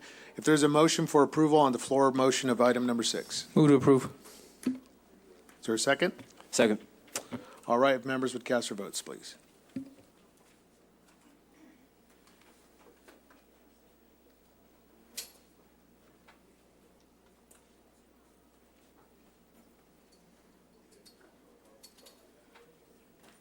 On item 6, the motion to approve the floor motion was made by Mr. Sanchez, the second by Mr. Figueroa, and the item passes 4-3 with council members Charette, Nichol, and Mulvihill voting no. Thank you. Moving on to item number 8, excess insurance for fiscal year 2019. Mr. Nichol, you pull the item, sir? Yeah, it appears, this question came to me by constituents, and I just wanted to give the city manager an opportunity to explain. It looks like we're having an increase in our premiums, and so the public biggest concern expressed to me is that would appear to be an indication that we're a much more risky proposition for insurance providers than we were prior to this item. Perhaps you could provide some insight. Sure, Councilmember Nichol. Unfortunately, due to a rather large claim, we were put at risk, and our rate is going to be higher this year, as well as our self-insured retention amount. It's going to go from $1 million up to $5 million. We hope that as we resolve these claims, that next year that rate will come back down, and we'll be extra cautious this year and keep those rates down. All right, thank you. I'll move to approve. So there's a motion. Is there a second with a comment by Councilman Charette? Yeah, Ms. Ledoux, can you explain to the public exactly what that means? I think you went over that kind of quickly, $1 million, and next year's $5 million. And so I think the public needs to understand what those numbers are. Absolutely. It's like your deduction on your insurance policy. Ours is currently $1 million. It's going up to $5 million next year. We would have to pay $5 million before our insurance would kick in. And the city has layers of insurance. So after our self-insured amount, it's $10 million, $10 million, and $10 million this year. We'll have to pay the first $5 million in the event of a claim And this next is year. equivalent to living in a fire hazard. Your insurance is going to go up because you're more of a hazard. And so as it stands right now, if we had a $10 million claim, we would pay the first $1 million, and the insurance would kick in to cover the 9. For the next year, if we have a $10 million claim, we will have to kick in the first $5 million, and the insurance would pick up the balance. That is correct. I just wanted the public Thank to you. understand clearly what that meant. Okay, there's a motion and a second. If members would please cast their vote.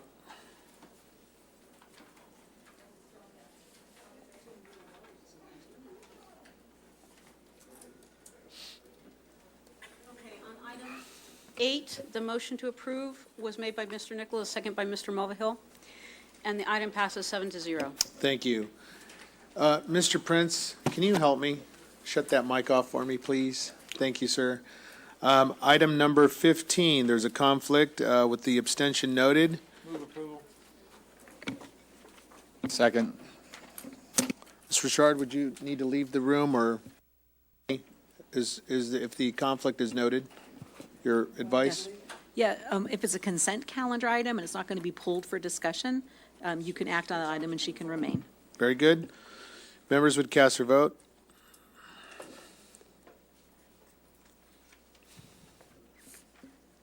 On item 15, the motion to approve was made by Mr. Charette, the second by Mr. Nichol, and the item passes 6-0 with Ms. Richard abstaining. Very good. Item number 17 was pulled by Councilman Figueroa. Thank you, sir. Our newest elected councilman. Sir? Thank you. Overall, I'm in support of the project. I do have a concern, though, or had a concern, as far as the RFP and how that came, the mathematical error there. So, but before I get into that, I do want to express my appreciation to Ms. City Manager. Thank you to you and your staff for being so responsive on this. I really appreciate the quick, prompt response on some of the concerns that I did bring up to you. But just for purposes of clarification, as far as what we were able to find out, there was a mathematical error in the bid here, where the respondent put in, let's see, if we go to page CP40, you do the summary of the bid schedules, the total sum from numbers 1 through 12 equals 4.6 million. But then there was also a mathematical error. So if we can kind of get some clarification as far as on page CP6, item line number 27, could we get some clarification as far as what that mathematical error really is? Yes, good evening, Mayor and Council. Stamp page number 621. If you notice, there is item there is number 27. The total bid as the contractor presented to us was at $274,400. It's a zero added by mistake.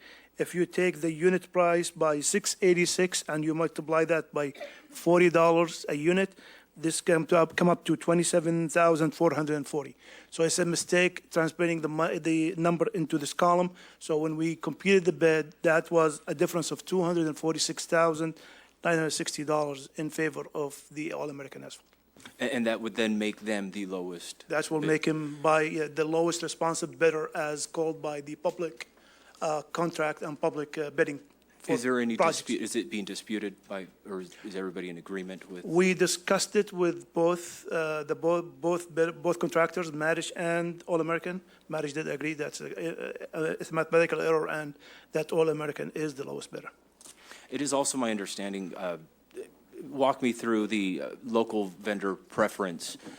Was that all, did that apply to this RFP as well, to the Unfortunately, in the public bidding, when you have a public project and you publicly bid it and open it publicly in front of all the contractors, you have to go with the lowest responsive bidder.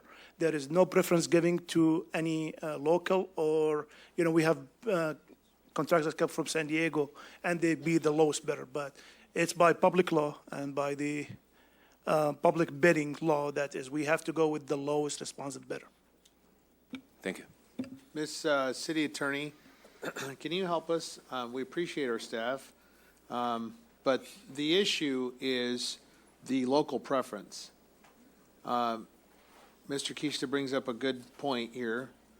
that there is public law that suggests that because of a public bid, that there is no local preference credit. Can you help us understand that and explain that? Walk us through legally, how does that impact Okay. a So, purchase? I'm going to have to ask you a question because I'm getting more familiar with your city charter, so excuse me for a moment. But as a charter city, you can opt into the state's public bidding requirements, or you can have your own set of public bidding requirements. It appears to me that you've opted into the state processes for handling public works contracts. That's correct. In that case, what the law says is that you have to follow and award to the lowest bidder with what we call a public works contract. So the local preference rules generally then apply to when you're purchasing items or services, not when you're actually constructing a public works project. That's correct. And that is why we apply the local preference only in the conditions where we can, but the state rules with respect to public works projects, we talk about concrete building something, we take the lowest responsible bidder. You could have a charter provision otherwise, but if in your charter you've opted for the state law, then you're subject to those general state provisions. Very good. I think there's a lot of assumptions by council members that we sometimes have to go by a local preference. Would this also apply to several other items on the consent calendar? There was a roof replacement, HVAC upgrades. Would that same logic apply for those contracts as well? Yes, sir. Exactly the same. Okay, very good. Yeah, Mr. Charette. Yes, thank you. Just for clarification, Ms. City Attorney, that would require a charter change. It's in the charter, or we couldn't do it any other way. That's in the charter that we've chosen the state. I have to look at it, that's why I asked staff, I could look it up. Okay. My belief is that the charter would be silent on such minutia. Yeah. So in order to change that, if we so desired, going Yes. forward, what would be the? If going, as a charter city, you have control over public works projects, most charters, even though they have total control, they opt into the state rules because they're explicit, they're easy to follow. Choosing the lowest responsible bidder is probably a responsible thing to do.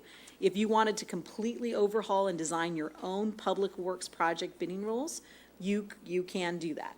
You are authorized to do that. It would likely require a charter amendment to actually specify that. I will look at your charter. Okay. Sometimes a city charter will say a city can establish their purchasing procedures by ordinance. And if that's the case, then you would be able to simply overhaul your ordinance. Ms. Ledoux, I want to recommend that we consider evaluating that step. If there are charter implications, please enumerate and tell us.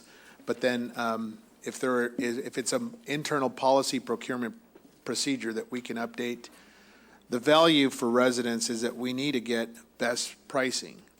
And I think most council members up here would agree that best pricing, with that local credit certainly can drive it. We want to put our local businessmen back into projects here in our community. So that would be my request. Very good. Thank you.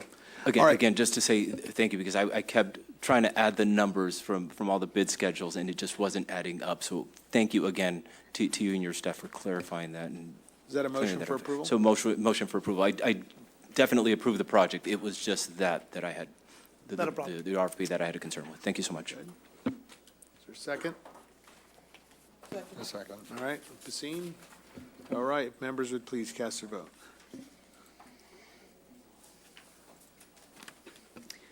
On item 17, the motion to approve was made by Mr. Figueroa, the second by Ms. Richard, and it passes 7-0. Very good. Moving on to, thank you, Alex, we appreciate you. Thank you. Moving on to our staff reports. No, number 18. My apologies. Oh, Mr. Mulvihill, I'm sorry. Mr. Mulvihill, item number 18, final reading of sidewalk bending, sir. Yes, the sidewalk bending issue has really raised a number of concerns. There's really a number of issues that we really haven't addressed, not so much in commercial areas, but in residential areas. In residential areas, it's, how do you recognize people who are out of place? And we have a lot of elderly residents in my ward that are really very much concerned about people, people they don't know walking down the neighborhood streets. I shouldn't say streets, but on the sidewalks. And so my concern is that we really need to, not so much in the commercial areas, and again, this will not go against 946, SB 946, but again, I think we really need to consider the issue of sidewalk vendors in residential neighborhoods a little bit more.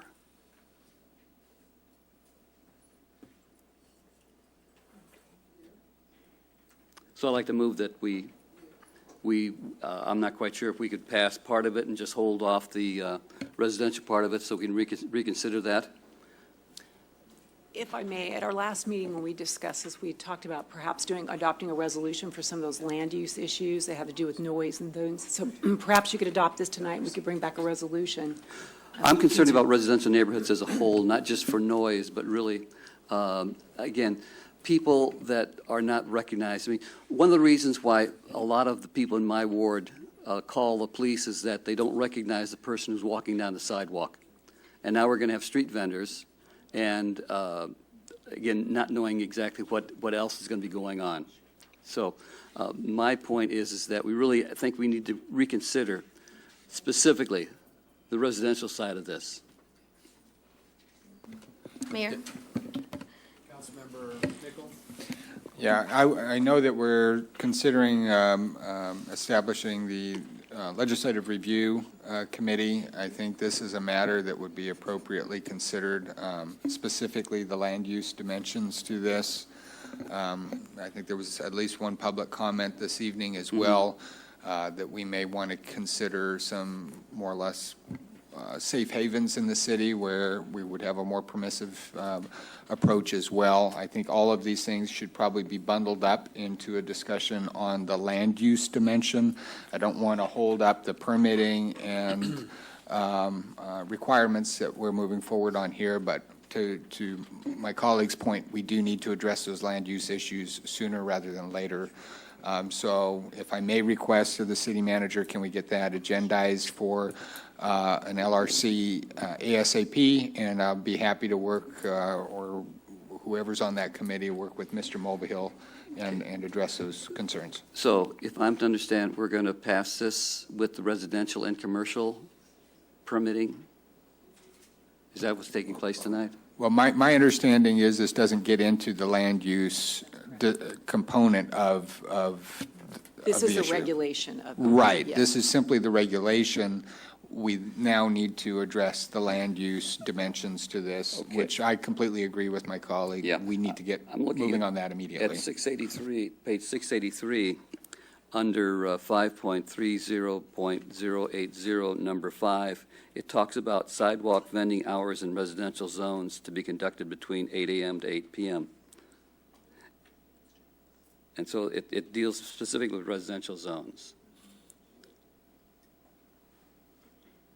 So right now, what we've presented to you is to reconcile your existing regulations with the state regulations. So you can, all we're doing is regulating the vendors themselves.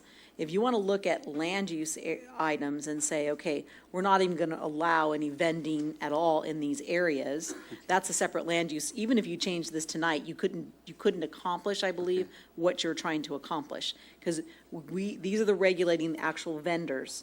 Right now, they have a right to vend in areas throughout your city. If you want to have a land use regulation, is that what you're suggesting? Yes. Then if you want to have a land use regulation, that's not what this is. This ordinance was simply to regulate Permitting. what they can do and what they can't do. If you want to go back and revisit on that, we'd have to look at the state law to make sure that you actually have that authority to do that, and then we could come back and make some recommendations to you. Well, again, as Councilman Nichols indicated, that should become as soon as possible. So let's do that. Let's with that caveat for LRC discussion, and we'll agendize it as appropriate. Comments from Councilmember Ibarra? Will Councilmember Mulvihill be okay? I know I mentioned it at one of our meetings that the vendors have a very reflective sticker on their cards or whatever it is that they're using, so it's visible to everybody. I mean, is that something that we're still working on, or is that good to go. Will that be okay? I mean, think that would, you should probably talk about that in LRC. I'm just thinking about a lot of the residents that I've spoken with, and they're really concerned about strangers in the neighborhood, regardless of whether they look like vendors or someone else. A house right next door to me has been broken into about a dozen times in the last 2 months. And is the chief still here? We were able to get a couple of officers over there the day after the agenda briefing. But anyway, and again, we've had crimes. I had a man beaten and robbed in my driveway about 3 years ago. They think 7th Ward, country club. No. We have lots of burglaries, and it's because people come up knocking on. And another issue about a year and a half ago, doorbell rang about 11 o'clock at night. I didn't answer it. I'm not going to get up for 11 o'clock at night. Doorbell rang again, and I didn't answer that. All of a sudden, the guy tried to beat in the door. So the point is, whether street vendors or whoever else, there'll be people who are unknown in the neighborhood, and it raises my concerns. And you can bet that for older people particularly, it's going to raise their concerns. And so we really need to look at, are we going to permit these in residential neighborhoods, particularly till 8 o'clock at night? Winter, that's 3 hours in darkness. And so that, just from my point of view, it really raises some issues that we need to take a closer look at. Okay, very good. Councilman Mulvihill, I appreciate that's very good insight, sir. I thank you for your comments on that. Councilman Charette. Yeah, I agree with those, but I also have a problem with the stationary sidewalk vending locations going till 3 a.m. in the morning. So I don't know if that could be looked at the same time. The timing, to 3 a.m. in the morning, I don't care if they're stationary or not. Most businesses are closed by, 2 o'clock or so, a bar, restaurant type nightclub thing. And sidewalk vending is a little different than a brick and mortar location where people are getting out, getting their cars and driving off with. So I have a real problem with the 3 a.m. Okay, with those noted, let's go ahead. So the recommendation then on the floor is to pass this, and then there will be LRC discussion on the points expressed by council members. Is there a motion and a second? I'll move to approve. All right, with those. Second. Very good, thank you. All right, if members would please cast their vote.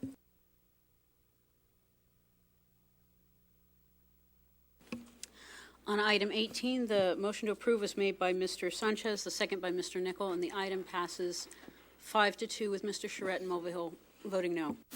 Thank you very much. That concludes our consent calendar. At this time, I want to recognize Ms. Ledoux. She has an announcement. I don't want to put him on the spot, but I do want to recognize that our new finance director is in the room, Paul Espinoza. If you could just stand up, I'm not going to put you on the spot and make you speak, but you wore a suit, so Paul Espinoza. He'll look like a cop. He thought you were a cop. He'll be joining our team on July 1st. Mr. Espinosa, welcome, sir. We appreciate your service to our community. We thank you very much, and we welcome you with a lot of well wishes here as you join our city staff, and we appreciate you, sir. Thank you. Thank you. All right, moving on to item number 23, staff reports, increase in the maximum permitted service rate for solid waste collection, processing, and disposal. Ms. Ledoux? Turn it over to Alex Kishta. Good evening, Mayor and Council. The item before you tonight is the annual solid waste CPI rate increase for integrated waste collection, processing, and disposal fee. As a background for this, on November 17, 2018, the Mayor and the City Council adopted Resolution 2008-433, increasing the fees and rates to be charged for collection of residential and commercial refuse. This was the last rate increase enacted by the city to the fees for the collection for refuse from residential and commercial for 9 years. In January 19 of 2016, the mayor and the council adopted resolution number 2016-10, approving a 10-year exclusive franchise agreement with Pertic Waste Industries to provide refuse, recycling, street sweeping, and right-of-way cleanup services to the city at the current rates adopted by the city in 2008. And also that resolution set the maximum permitted service rate under the franchise agreement. In 2018, resolution number 2018-90, and the franchise agreement with Bertec Waste Industries allows for a maximum rate increase of 5% for CPI adjustment only annually for 5 years, beginning July 1st, 2018 through 2021 for all service accounts. This increase will occur each July and must be approved by the mayor and the council. As the annual CPI rate increase is based upon the calculation of CPI for each year's, that is, go from January 1st to December 31st period, and any allowed cost per section 21.1.3 of the agreement with Bertec Industries. For the maximum annual increase that calls in the contract is, in no event may the increase in maximum permissible service rates increase by more than 5% during any July 1st to June 30th period, regardless of the amount increase in the CPI. If, however, the change to the CPI result in increase above 5% or a negative number, or any amount above 5% or below 0% shall be carried forward or applied in subsequent years.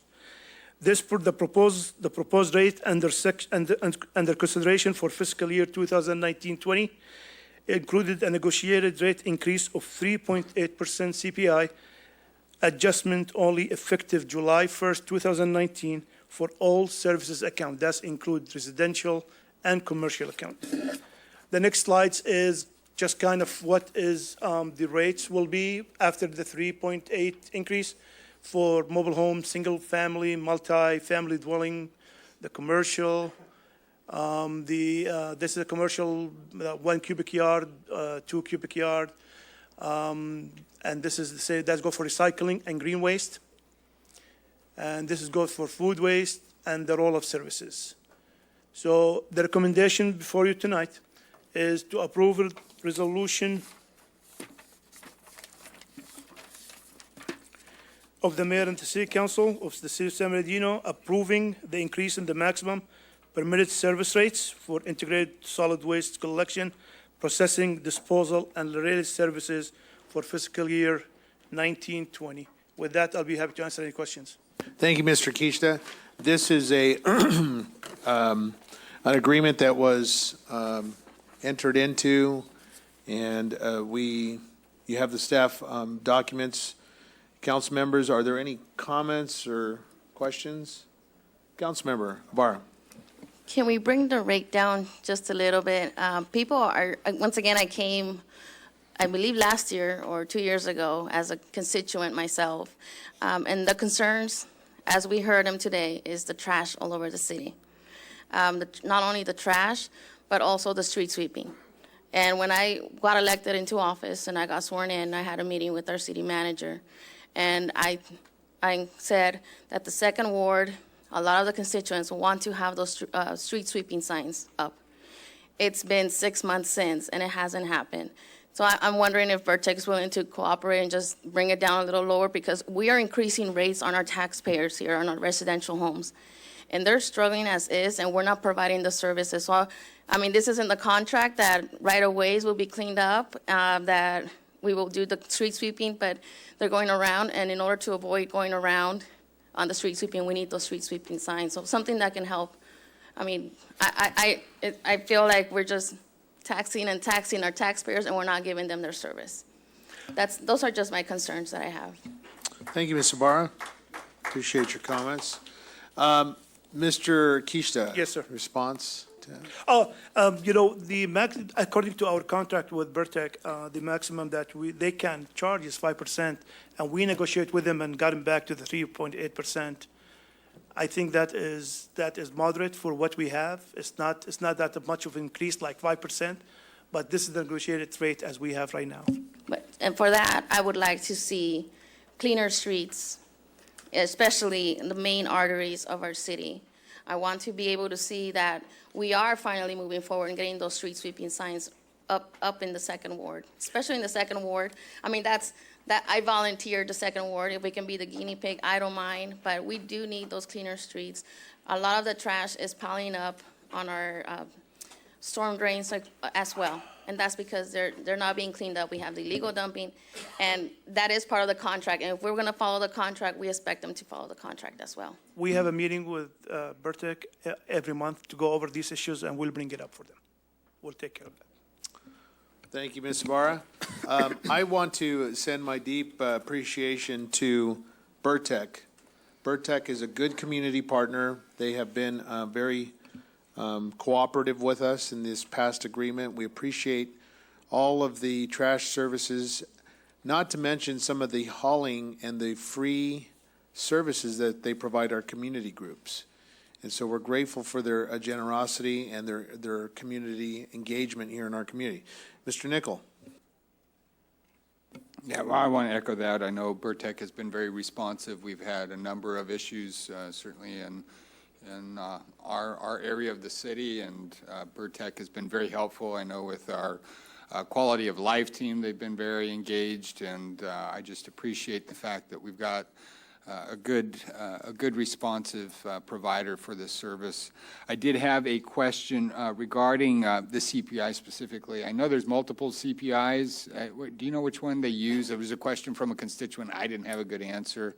I know there's several different CPIs that are put out depending on what mix of services and goods you look at. Do you know which one we use? The CPI that we use, it's for San Bernardino, but it's not pertain to San Bernardino only. It's Los Angeles / San Bernardino. Okay. There is one level for the urban area yes, that includes Los Angeles. Exactly. Los Angeles and San Bernardino counties. Okay, I just appreciate that clarification. Thank you.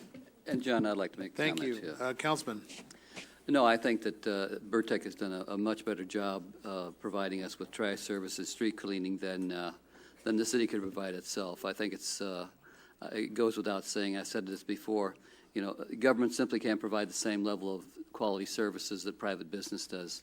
They're in the competition to do a good job, and Burtec has amped up the quality of the trash pickup. And you know, I don't remember our streets ever gotten swept before Burtec came in, and now they're being swept regularly twice a month. Thank you. Mayor Pro Tem. Yes, thank you. I also want to thank Burtec. You know, one of the things that's on the city's website, it says, don't dump, don't be a chump, don't dump. You know, we need to also be responsible for some of the things that we see. If you see something, say something. We see people dumping on our streets, and we don't say something. I know I called Burtec so many times to come out and pick up alleyways full of trash, especially right in front of Arroyo Valley High School, and which is, I think, is the worst place for anybody to dump is in front of a school. And I've called them, and they've come out numerous times and cleaned up the area. So they're cleaning, and they're cleaning, and they're cleaning, and they're picking up tons and tons and tons of trash. As far as the street sweeping, I'm never at home during the day, but my camera sure do pick up the street sweeper going down the street. So I thank them for that. But one of the things that I want to see is maybe if we can start maybe getting more lighting and more cameras. I know that we have a light on California Street that shines very, very, very bright, and the illegal dumping on that street has almost halted because of the light. If we can work on getting more lighting and more cameras, and that would stop a lot of the illegal dumping. Thank you. Mayor Pro Tem, you and I were at a video surveillance booth at ICSC in Las Vegas. We saw some innovative products that would assist and help us. Councilmember Figueroa and I met with them Friday evening out in Orange County. We are exploring these opportunities and options to create those novel, new, innovative, results-oriented type of camera video system that will help address this. Obviously, we'll work with our city manager and our staff, but these are some new technologies, and we're excited about it.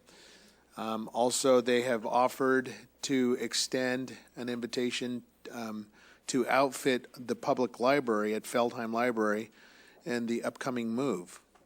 One of their desires was, Mayor, what is your deepest concern in the downtown corridor? And I talked about us moving to Feldheim Library. They're willing to give us a 60 to 90-day pilot beta test opportunity to try out these cameras. They'll outfit it, they'll sign the agreement, whatever, for liability purposes, so that residents, constituents, and our staff members, when they're at the Feldheim Library, that these new technologies will be outfitted around the Feldheim Library to ensure that our constituents and our taxpayers and the safety of our community is there. So anyway, I offer that to you, Ms. Ledoux, and I'll talk to you more about it offline. All right, item number 23, are there any other comments? Very good. Move to approve. So motion Second. for approval, and a second by Councilman Figueroa. And if members would please cast their votes.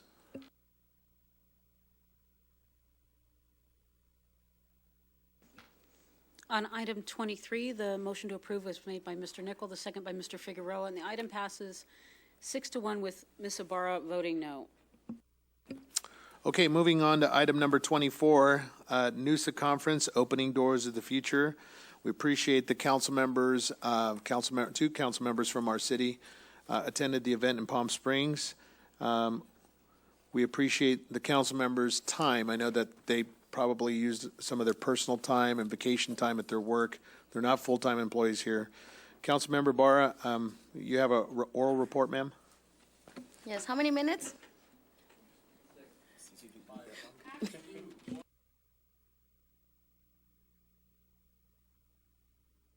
Especially when talking about these lovely conferences.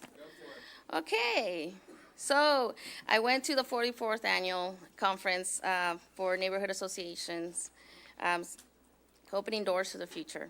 It was in Palm Springs. It was a little less than 600 expenses for us to attend. That was the registration, the hotel, and the meals. So we're trying. I'm on my end. I'm trying to be as frugal as possible.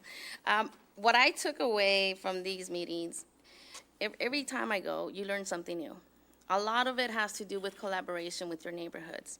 And the sessions that I attended, I'll try to brief them real quick because the 3 minutes won't do them justice, and I can say that. The first meeting I attended was, let me get my list.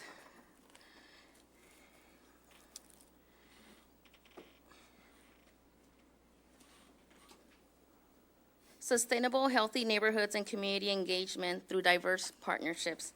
I had it all typed up. I can't find my notes now, so I'm going to just summarize it for you guys. So in this aspect, we had a group come together. It was several groups actually. It was the city, it was the green groups, it was the trying to remember this one. Community gardens. So there were several community gardens in the neighborhoods. And what they did is they got together with the Water Corps as well, and they looked for ways of growing food to sustain their neighborhoods. They also had gleaners. So people that are homeless in their neighborhood were out there helping pick the fruits off the trees. And they were able to provide it to low-income families. And I like that collaboration. That's something that we need to tap into, everybody that focuses on the same missions and work together. So that was the first session. Second session that I went to was exploring grants and eligibility. Just briefly, this is for those who had already a nonprofit and how to search for grants and how to apply for grants. I need to contact the ladies, but if anybody wants to start their own nonprofit, 501c3, you can reach out to me and I'll give you the contact number and they'll explain to you how to start the 501c3. Okay.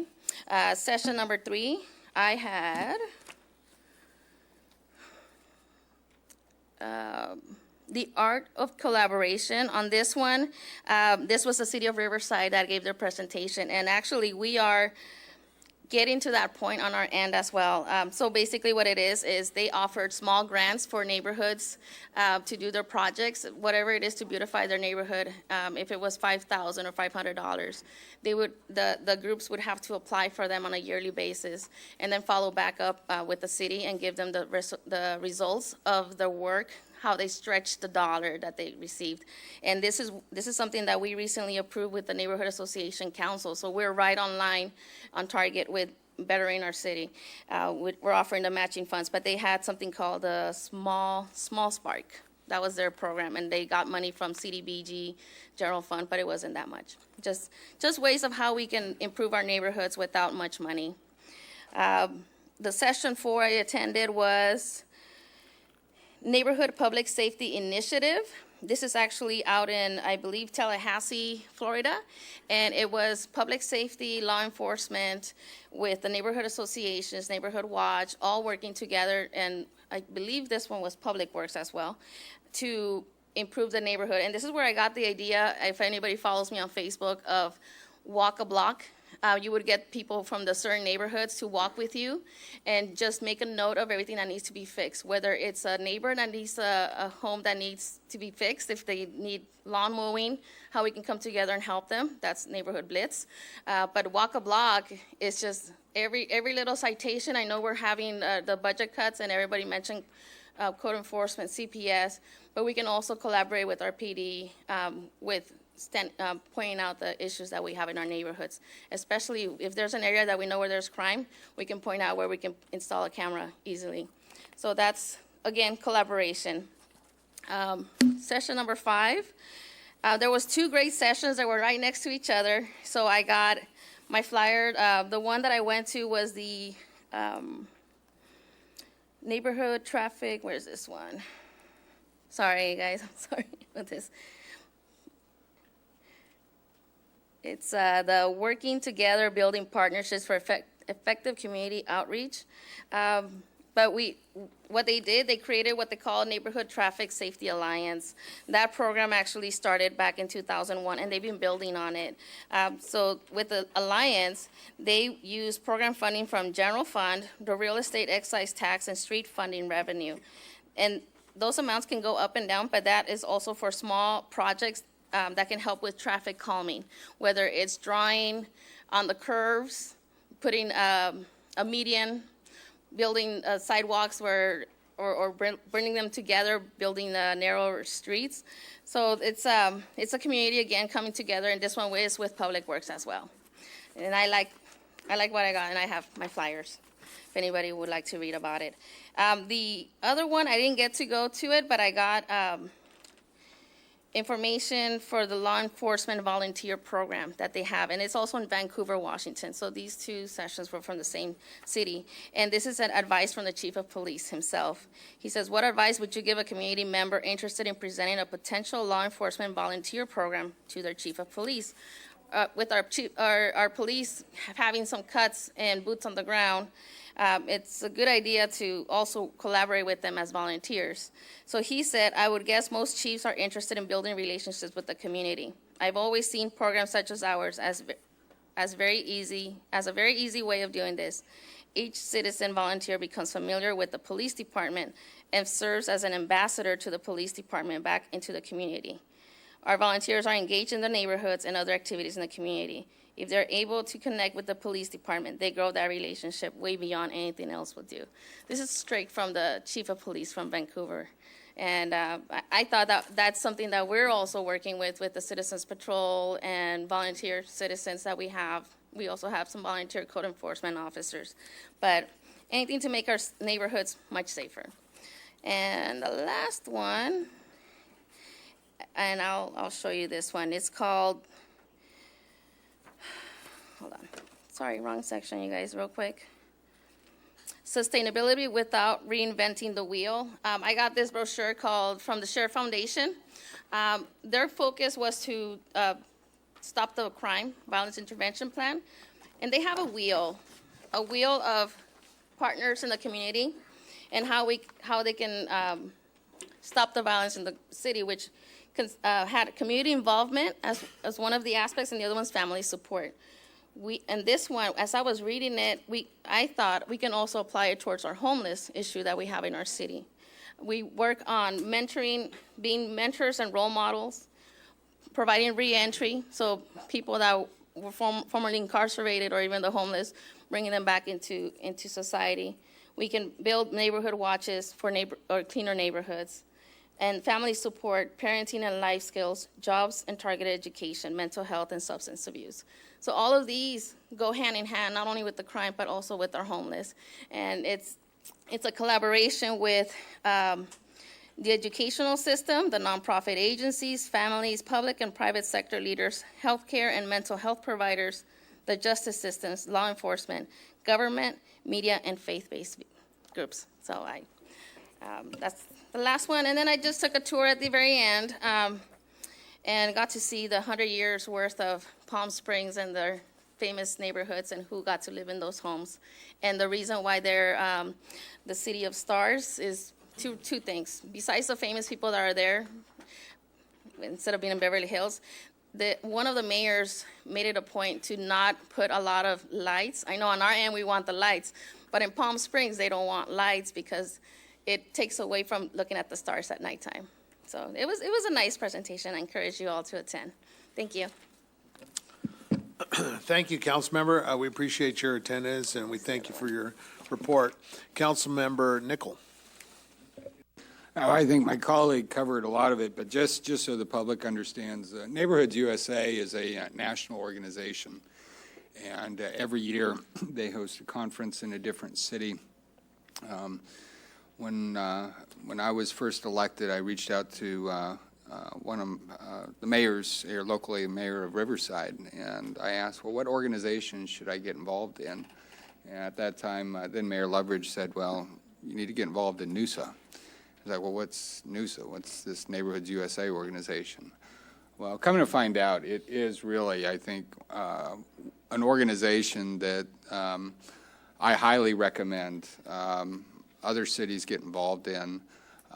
And basically what they do is they advocate for neighborhoods and neighborhood organizations, and they provide an opportunity for individuals who advocate for their neighborhoods all across the United States to come together and share best practices, everything from law enforcement to, as was said, grant writing and arts programs and placemaking. And so this was my fourth conference. I've been to Houston. Remember the second time I went, then Councilman, now Mayor Valdivia joined us in Memphis. Then we got, I think, Sandra joined us in Omaha. And I think, how many did we have this year for Neighborhood Association representatives from the city? 7 or 8. I think we had, 7 or 8. And so it's really, and I think it really emphasizes the point that stable communities are built from the bottom up, not from the top down. And by having good neighborhood organizations, individuals that are truly committed to the betterment of their neighborhoods and their community, local government functions much better, and it is much more responsive. And it gets back to the point, you're the government. We simply are the representatives. So if your community is well organized, people take pride in their community, it's really amazing what communities can do. And we've seen communities through this organization that have been where we are today, folks, and they've come back. And they're strong, and they're vibrant, and they're great places. I still like Omaha. I know John and I, we drove around Omaha, and we were just taken aback at how wonderful the city was. But come to find out, they had their moments not too long ago where they dealt with high crime, with the urban decay, with a lot of the things we're dealing with. This year, I did throw my hat in the ring and run for their National Board of Directors and was elected. So I will be serving on the thank you. I will be representing our great community here on the Neighborhoods USA National Board of Directors for the next 3 years, and we will be hosting the next conference in Little Rock, Arkansas. So I'll be heading to Little Rock in October to begin the planning process for our next conference next year. So appreciate your time, and great conference, and appreciate Councilmember Barra and all those who joined this year. Councilman Nickel, I'm very, very happy that you're sitting on that NUSA board. You text, I think, or emailed, and so we're just elated. Congratulations, sir. You'll do a fine job, and that's what it's all about. When we get a sense of team building here, the opportunities that exist, I sit on policy committees, Henry sits on policy committees. I encourage all of our council members to continue to explore those opportunities to gain a foothold on these state policy boards or these areas where we can leverage and stay strong on our commitment on a narrative to rebuild this community. Rebuilding the city of San Bernardino is going to take a lot of work, and we're grateful for Councilman Nichols' dedication, his service to the community, not only here in the council district, but also nationally at NUSA. So congratulations, sir. Item number 25, ICSC Recon Conference Update. This is a great event. Councilmember Ibarra, we have 4 individuals here that need to report out. Can we just keep it kind of light and brief and satisfy what the law requires? The law actually does not require that. The city attorney just had a discussion with me about The that. city attorney, would you like to opine? Well, I was just wondering, I'm so sorry. I've seen these on our agendas, and I haven't really said anything, but AB 1234, I guess that's why you're doing it, because you've been told that you have to report out. Technically, you do not. The Institute for Local Government has published a paper that says you only have to report out when you attend meetings that you are reimbursed for your travel for. Many cities, in the interest of transparency, have decided that you should also, if you're going to be reimbursed for travel for conferences, you should say something. But there's nothing in the law that requires them to be agenda reports, and in my experience, usually this comes under the area of where there's council comments, and we usually will say, council members, if any of you at this time want to report on any conferences that you attended, you can do so. So it is a little unusual to see them as full-blown staff reports that require lots of resources and lots of paper.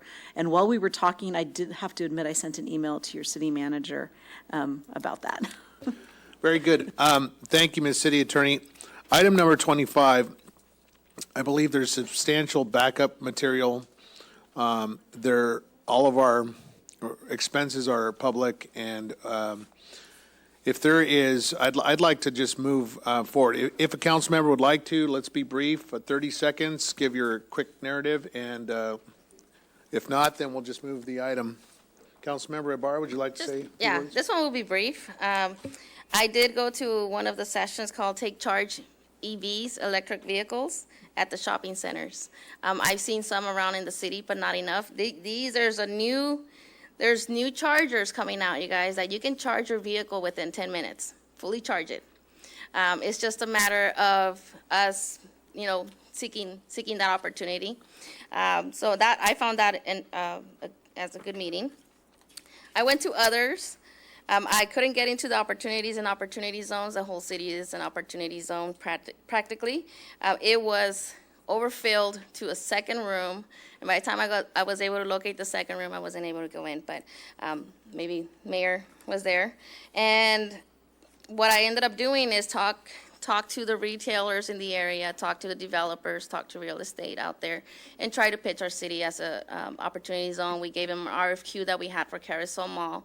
I wish I could give them the whole list of the whole city, what we have available, but that was what we were able to get at that time, and I just had fun. Thank you. Thank you. The opportunities are endless for our community.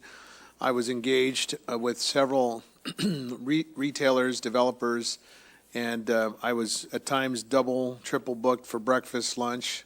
And no, I didn't eat at all sittings. Mostly had coffee, a lot of coffee. And I appreciate the council members who joined me. A lot of good discussion on retail and how to bring and attract revenues. Councilmember. Yeah, I just wanted to add quickly, I did sit in on that conference on that presentation on opportunity zones. This is an amazing conference. It's a huge opportunity for us. I don't know how long it's been since we've participated, but this is the international, Conference of Shopping Centers? I don't know, is Mr. Huntley still here, or did he? Yes. He is, okay. But we also, we also had Mr. Huntley join us, so we had staff, we had officials, and it really was a full court press. This is a huge conference, folks. It takes up 3 major halls of the convention center, plus the hotel lobby next door. But it's really the epicenter of shopping center developers, retailers, anybody who's in the land development business. And what we heard loud and clear is that we really need to be focused on public safety in this town. I mean, these large developers want to ensure that you have a community where employees can feel safe, where customers can feel safe, and basically the message we came home with is, you know, we really need to make sure that we're a city, but we have great assets here too. And what we heard time and time again is you've got an amazing city. At the Opportunity Zone discussion, brought home a number of business cards of some major developers in the LA and Orange County area that are very interested in what we're doing here. So we have great opportunities in front of us, folks, but we have to pull together. We have to get things cleaned up. We have to make sure this is a community that is attractive to the type of investment we're going to need to generate the tax revenue that's necessary to sustain the city. But great conference, and appreciate staff and their commitment and their attendance as well. Thanks. Very good. We do appreciate our staff, Mr. Huntley. He was running around alongside us and helping us and coordinating, and we appreciate his input and a lot of his direction, and we appreciate him. Any council member? Yes, well, thank you. It was a great conference. You know, one of the things that I remember most about it is we sat down and had a meeting with the mayor, his staff from Westminster, Colorado, and he talked about how they were willing to come and help San Bernardino. They were willing to bring their team, talk about what they did to get themselves get themselves out of the red. And for a mayor that didn't even know who we were, really, and he brought his whole team to sit down and talk to us about what we need and what should happen in the city of San Bernardino. I just thought that was wonderful, because guess what? San Bernardino is on the map. San Bernardino, California is known all over the world, really. And I really, really enjoyed that. And I echo everything that my colleagues said tonight about the conference. We sat in many meetings. We sat at many breakfasts. We drank a whole lot of coffee and talked to just a lot of people. It was, you know, I've been to a lot of conferences, but I've never, ever been to a conference that had that many people. There was people everywhere. And, you know, and one of the things that I want to thank the staff is because Mike took myself and Sandra and tried to guide us through the whole thing, because it was a really big event. You know, first time being there, this is what you do, this is what you say. And we did a lot of talking. So I think when I got home that day, I said, don't talk to me, because I'm not talking to you guys. But it was a wonderful conference. And walking. This was the first time the city of San Bernardino had gone in a long time. It's suggested at least 10 to 12 years that the city had not been represented at this conference. We're grateful for our city staff helping us to get there, and we're grateful for the vision that we're going to move the city forward.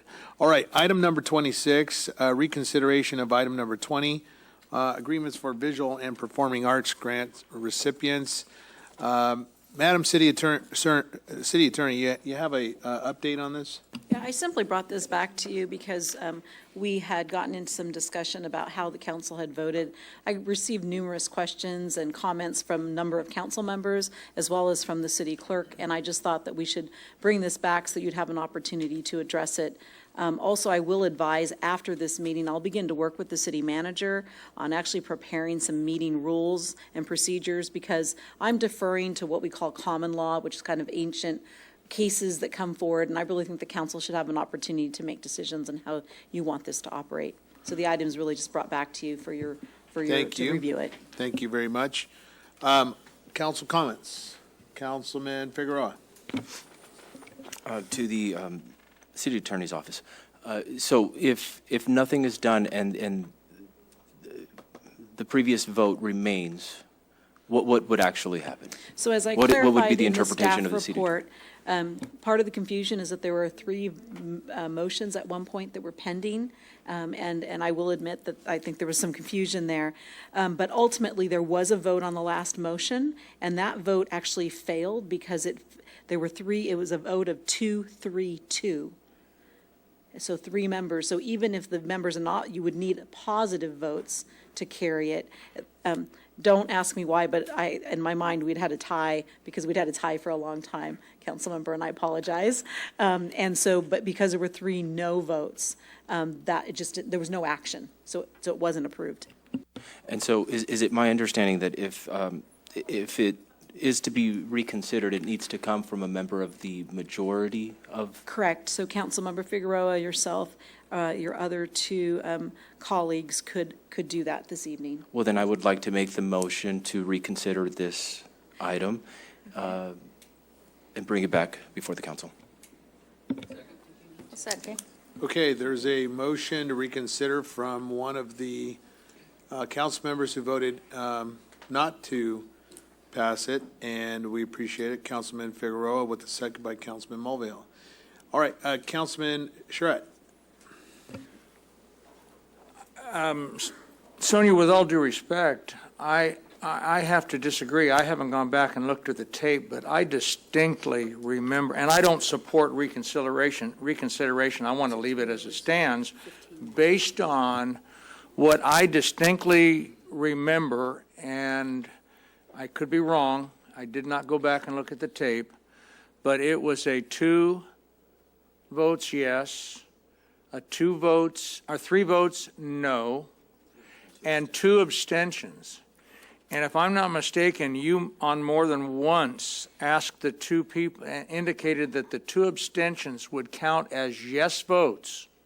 Clearly, those are yes votes. Do you want, you in fact gave, I think it was these 2, sorry, don't mean to refer to you as these 2, but Sanchez and Ibarra abstained, and it seems to me that you turned to them directly and said, you know those votes are going to count as yes votes, and would you like to change them? And they both said no, clearly. So in my view, what I recall, and it could be verified, I think, on tape, was that it was a 2-3-2, and you clearly, and now if that was wrong, that's another story, but if the abstentions count as yes votes in that case, it passed. So I would like to address that, and I think, as you know, I did send some communications directly to you on this. In a tie vote situation, absolutely, the advice I gave you. My error that evening, and I sometimes make mistakes. I hate to make them publicly, especially when I have to discuss them this way, but we for so long had 6 members of the city council. And that night, we had our Councilmember Figueroa joining us for the first time, and for some reason in my head, I just had 2-2-2. An absolute mistake on my part. I apologize not only to the council, but to members of the community for that, but that's why I provided that advice to you. But again, I don't understand a 2-2-2 is still, that wouldn't have been 2 yeses and 2 abstentions that count as yeses? So, I mean, the Can 7 votes. Can I still- weigh in on just one thing? Is what happened is that, yes, Sonia did say that, city attorney did say that, but at the end of the meeting, when everybody got up before I adjourned the meeting, I asked Sonia, did she come back with the answer on item number 20? But everybody got up and left before we adjourned the meeting, and what she said is she said exactly what she should have said in the beginning, is that the 2 abstentions went to the majority. And that's the majority, and that's what she said at the end. But everybody didn't hear because they got up and left because I did not adjourn the meeting, but everybody got up and left. And the majority was no. Precisely, at that time, exactly. And because I had given that advice, I do not deny making it on the tape. Then you asked me to go back. I read directly from the case law. So then the next morning, when people started asking me what happened, we went back and we did look directly at the tape. It was provided to me verbatim by someone that went back and listened to it. I think in fairness to everyone, this is an opportunity for you to declare. If we have 2 council members that intended to vote yes, they have the opportunity to do that if you reconsider. If they want to vote no, they can vote no. Thank you. All right, so this is a motion for reconsideration. It's not a motion to approve the floor item. It's a simple motion to reconsider the item. Let's take a roll call on the motion to reconsider the item before us, and then we will then go in and procedurally vote on the floor motion. On item 26? Hold on, Ms. City Clerk. Sorry. Mr. Nickel? I have just one more question. So if we do not reconsider this, then the motion stands, or the vote stands. What was the vote? It failed, right? So by the time we got through the motion, the substitute, the alternative substitute went back to the floor motion, that motion failed. Because a Okay. majority. So as it stands right now, it was not approved. Correct. And so if you don't reconsider, the votes, the minutes will reflect that it was approved. It's just no action. There's no action. Okay, thank you. The city clerk, if she would please call roll on the motion to reconsider. 26, the motion to reconsider was made by Mr. Figueroa, seconded by Mr. Mulvihill. Mr. Sanchez. I vote yes to reconsider. Ms. Ibarra? Yes. Mr. Figueroa? Yes. Mr. Charette? Yes. Mr. Nichol? No. Ms. Richard? No. And Mr. Mulvihill? So the item passes 5-2 to reconsider. So the item before us now is the discussion point to approve, or deny. That is for council debate and discussion.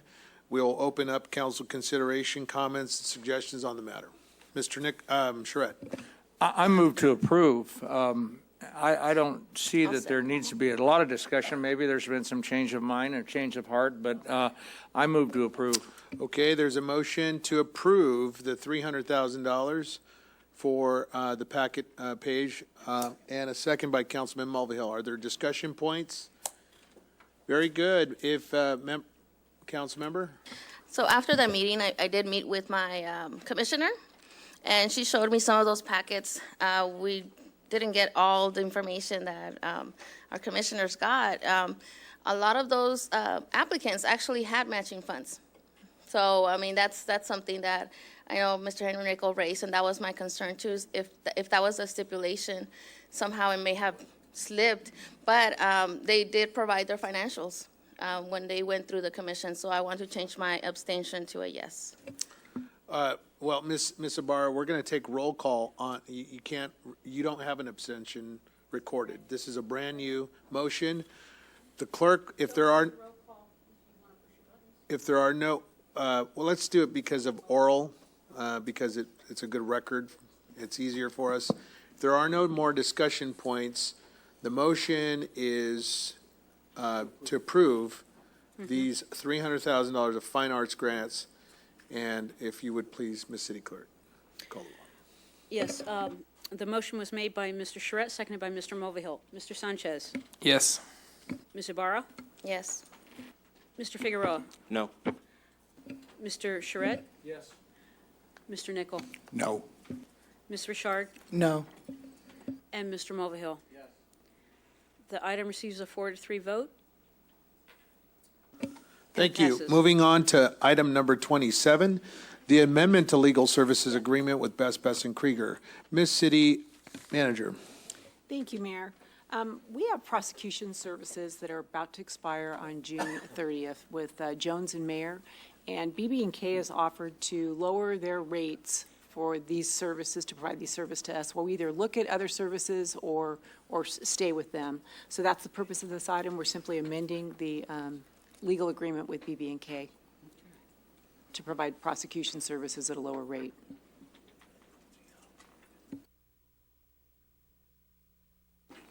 Move to approve. Okay, all right. Members would cast their vote if there's no discussion points.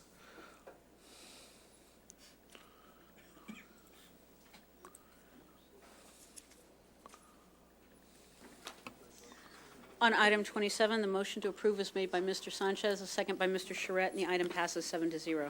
Very good. Item number 28. Item number 28 is a Plan of Adjustment Progress Report. Thank you, Mayor. As you know, when we filed bankruptcy in 2012, one of the requirements was to come back with a plan of adjustment for going forward. And that was done in May of 2015, that we submitted the plan, and it became effective in June 15th, 2017. So Rebecca's been doing some work and going through that plan to let you know what we've accomplished and what we still have yet to accomplish, and she'd like to provide you with that report.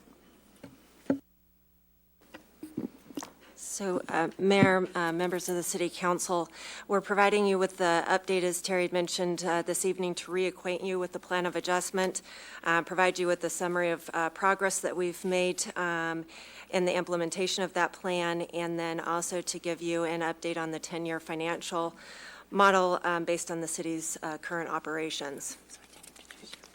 And I will turn the time over when we get into the 10-year financial model to Dixon, our budget manager or budget officer, excuse me, that will provide you with those details. So staff will, of course, continue to provide you with updates on a quarterly basis with target dates for completion as adjustments are made in the 10-year financial model. We'll continue to provide you with those updates as changes occur in revenue and projections. So just to give you a quick update on the things that we have completed to date, of course, the annexation into the county fire district was one of the items that was included. That has been completed. Contracting for solid waste disposal related services, that has been completed as we were contracted with Burtech to provide those service.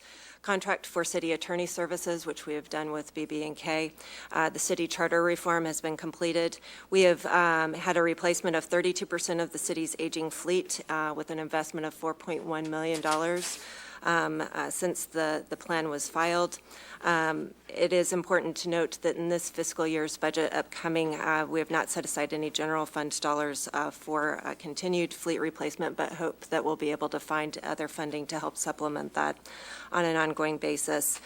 We've had an investment of $1 million in IT infrastructure upgrades, resolution of 90% of the personal injury claims that were included at that time, and then an investment of more than $8 million in street and road repair projects, which is exceeding the $7.1 million that was referenced in the plan.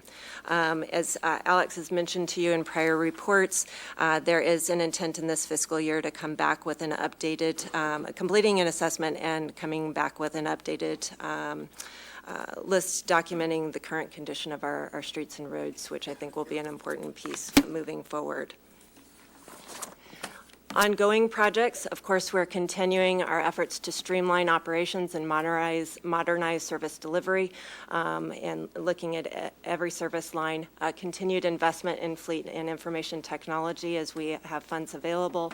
Continued investment in city infrastructure, streets, parks, facilities, and water and sewer, which you are addressing through your capital improvement plan. And then, of course, we know that we need to have significant investment in public safety personnel and programs, which is a top priority for the city. The other major component that was included and addressed in the plan of adjustment is the need for revenue enhancement that allows for us to provide services in the city. And so we will be looking at our service fees. There will be, in this fiscal year, a fee study that will be completed in the first half of the fiscal year. We would anticipate that being brought back to the council for consideration. We need to look at development and transportation impact fees. We need to look at leasing and sale of surplus city properties, renewal of Measure Z sales tax or a possible increase that will be sunsetting in April of 2022, utility users tax, transient occupancy tax, real property transfer tax, business registration tax, special purpose parcel tax, citywide assessment district, and vacancy tax. This does not mean because we are looking at all of those that we would move to implement those, but we do want to make sure that we provide you with good information so that you can make good policy decisions. So with that, I am going to turn the time over to Dixon, who's going to walk you through our 10-year financial model and the updated projections that we've had with that, and then we would be happy to address any questions that you may have. Before you start, Dixon, I want to thank him. He really went through, we had a 20-year model. Dixon went through this with a fine-tooth comb, and he's really refined it. One of the things I want to point out is that prior plans included Measure Z. We've taken that out because there is no guarantee that we'll get it, and it's really a stark reality check. So I'll turn it over to Dixon. Good evening, Mayor and Council. I'll be presenting you with a 10-year plan. This plan is essentially based on our fiscal year 1920 proposed budget. As Rebecca mentioned, we're going to try to bring you an updated plan on a quarterly basis. I think you should have in front of you a copy of the 10-year plan. But before I actually get into the plan itself, I wanted to talk a little bit about why we forecast. Forecasting essentially helps us to identify key factors that affect our fiscal outlook. It also helps us to assess how difficult balancing future budgets will be. It also helps us to understand the fiscal challenges we face as we make trade-offs between various priorities, especially in light of our limited resources we have.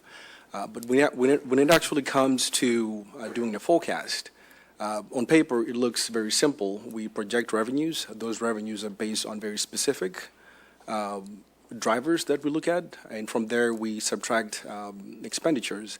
And if we have a remaining balance, those dollars can be used to fund new programs. They can also be put back into fund balance. If, however, we have a negative balance, it means we have a budget gap. There are various factors that affect how we do long-term financial plans, environmental and fiscal factors. When we look on the environmental side, if we look at inflation, it means if inflation is high, the city is going to spend a little bit more money when we're purchasing materials and supplies. If we're looking at population growth, business and job growth, as well as new construction, it means our tax base might actually increase, and we can have, we'll probably end up having a little bit more revenues in property tax and sales tax. On the fiscal factors, a lot goes into when we're looking at revenue trends, expenditure trends. It also means, in some cases, if in the previous years, we've been seeing, slightly decreased revenues. When we project the upcoming years, we're going to project a little bit lower. When we're looking at fund balance, if we're carrying a negative fund balance, it means as we move forward, the city will have limited resources in the upcoming years. On this chart, on this slide, we have summarized the plan that you have. So starting in fiscal year 1920, we're projecting that the city is going to have a surplus of $56,000. As we go into fiscal 2021, we're projecting to have a budget gap of $4.4 million. That budget gap is essentially projected to increase to about $20.6 million in fiscal year 27-28. Again, I just want to point out that if the city does take measures to fix the gap that we have, our projections going forward will look much better. Looking at fund balance, Sorry, may I interrupt for a second? Sure. And these projections are, for example, the 2021 year, the $4.4 million. That would be in consideration that Measure Z wouldn't be passed in this case, right? Yes, so Measure Z sunsets in April 2022. Then that accounts for a lot of that 4.4 million, right? No, the 4.4 is what our budget next year is going to look like.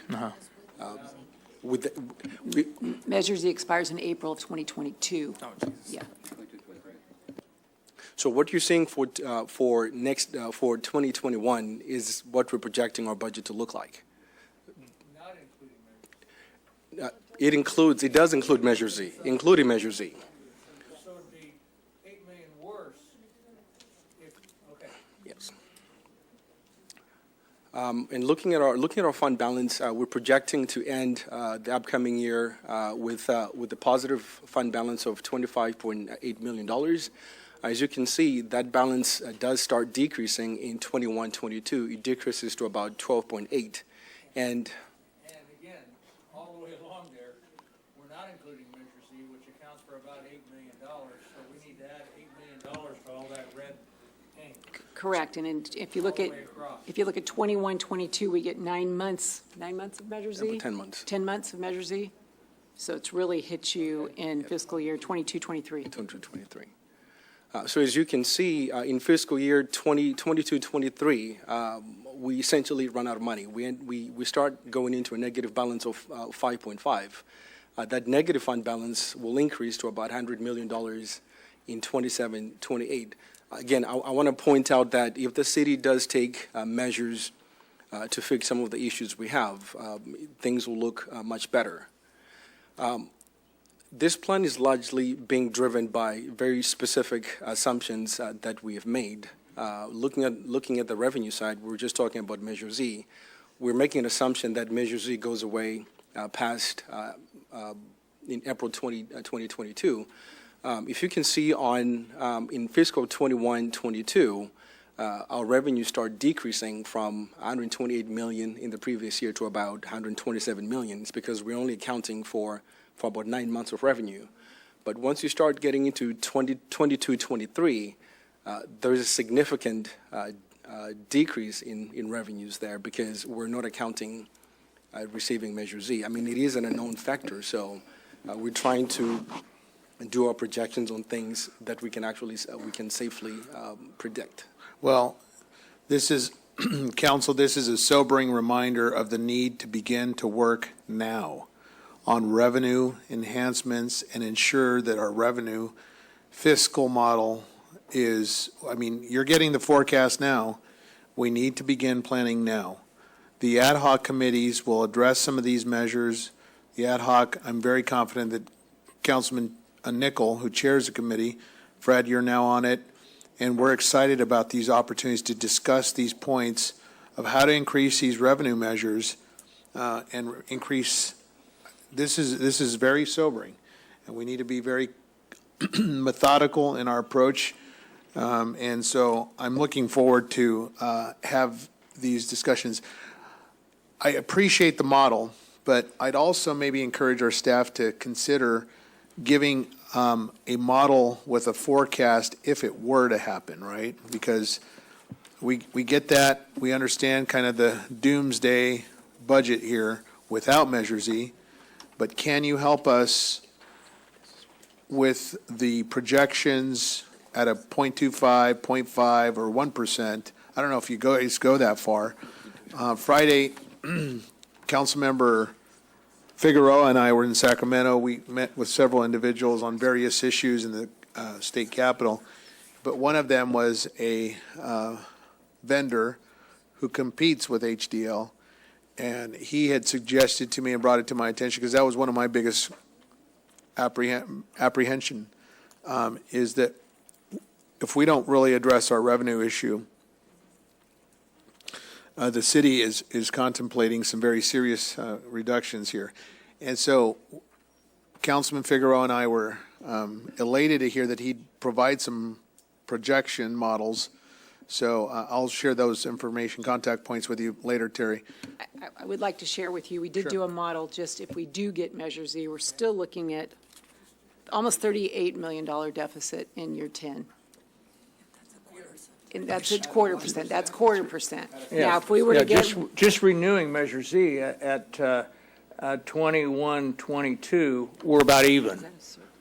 We're just even, because that $8 million doesn't include, as we're $8.5 million upside down, but if we get Measure Z, we're about even. But then the next year, even if we get Measure Z, it doesn't help. We're still 10 million upside down. That's correct, at the quarter So percent. Measure Z, the quarter cent is not enough. That's correct. Besides other potential That's correct. revenues. Yeah. So just to give you an example, at 1%, instead we'd have a $144 million budget, almost $145 million budget at a 1% going out 10 years. So we'd be in good shape. And that's asking our taxpayers to pay more. That's right. That's the, For their for the services. That's right. But that isn't the only option. There's other things we can look at. Okay, very good. Does that conclude your presentation, or do you have more? Please, Dixon, please, just continue, and we'll try to hold our questions. If we could hold our questions, please proceed, Dixon. We appreciate your report. Thank you.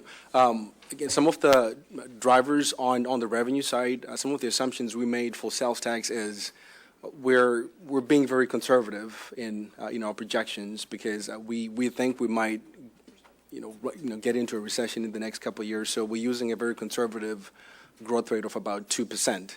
Our utility users tax projection is it's going to remain flat based on the recent trends that we've been seeing. So we're holding it steady at about 23.7 million. The water fund contribution projection has also been lowered in light of the recent right-of-way study that's been going on between water and us. We have lowered our projections from about 3.6 to about $2.1 million.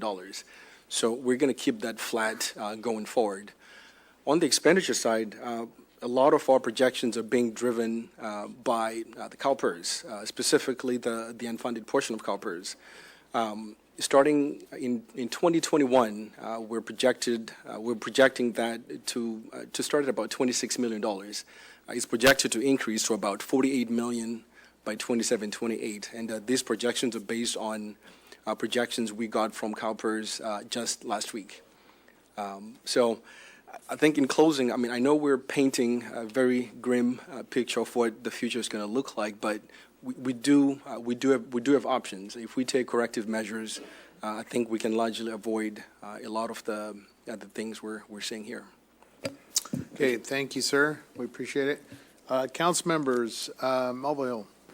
Yes, I'm looking at expenditures and specifically for 001130 economic and housing development. We have a expenditure in 1819, and after that, there's no expenditure for economic and housing development. What's happening there? If I may, which page are you looking at? This one. Which one's this one? 841. All right, thank you. Oh, excuse me. Councilman, for this one, the economic development and the economic and housing development department was merged with community development. Okay. So that's been merged with community development. Thank you. Okay, this is a receive and file. We appreciate our staff for their very diligent and hard work. We thank you. And we appreciate, is this Ms. Conrad's last meeting with us? An update.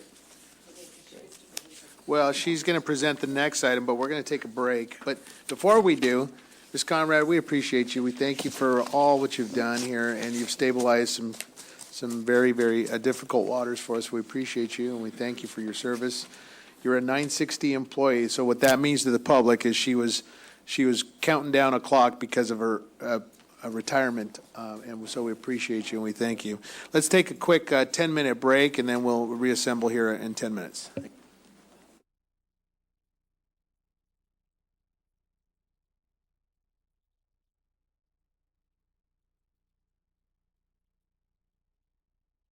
We will reassemble our meeting for tonight. We took a break, and we appreciate your patience with this public. Public hearing, item number 29. This is a public hearing. If there are any individuals who wish to speak, we ask that you please fill out a slip.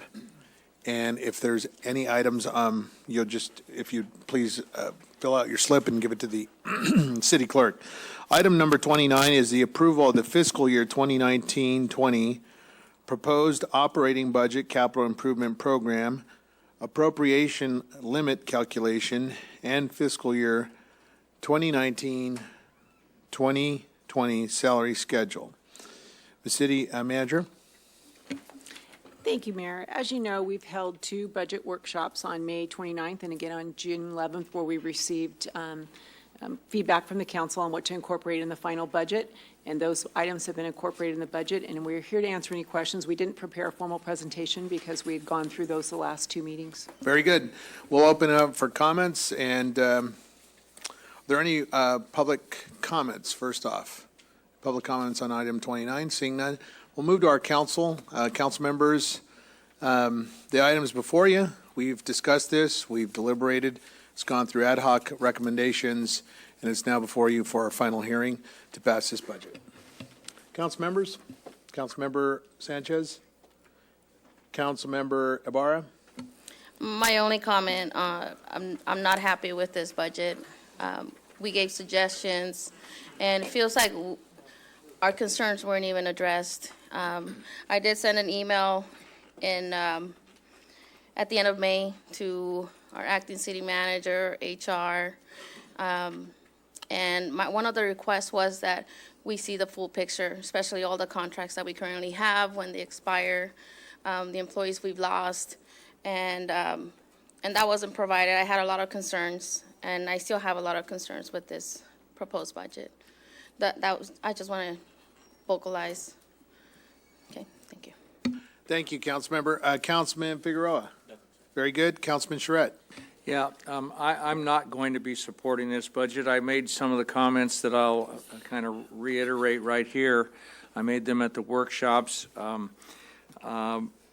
I'll start off by saying that public safety is our number one priority and our number one responsibility is to provide public safety to the community. But a community isn't made up just of police officers and an 85% budget. My understanding, and the numbers are kind of round, so if I could be tweaked a little bit, we're roughly at $128 million, with $28 million of that going to CalPERS, that goes to no services whatsoever. It goes to our unfunded liability for retirements for employees, which I have no problem with that. It's a big number, but it is what it is, and we have to deal with it. That leaves us a $100 million operating budget, of which about, again, 85% is PD. And we need quality of life. We've got $20,000 in the budget for the state of the city. We've got $150,000 in the budget for legislative advocate. We've got reductions in 3 electeds' salaries that I don't support. The city clerk, the city treasurer, and the city attorney. I'm not going to tell our acting chief or the chief that's out how to run a police department, but I do believe that we really are top-heavy. Some of the research that I've done, the people I've talked to that I trust and have a good understanding, really indicate that some of the new model or the model that we're going back to is exactly that, going back to an older model that really has been replaced with new technology and newer practices.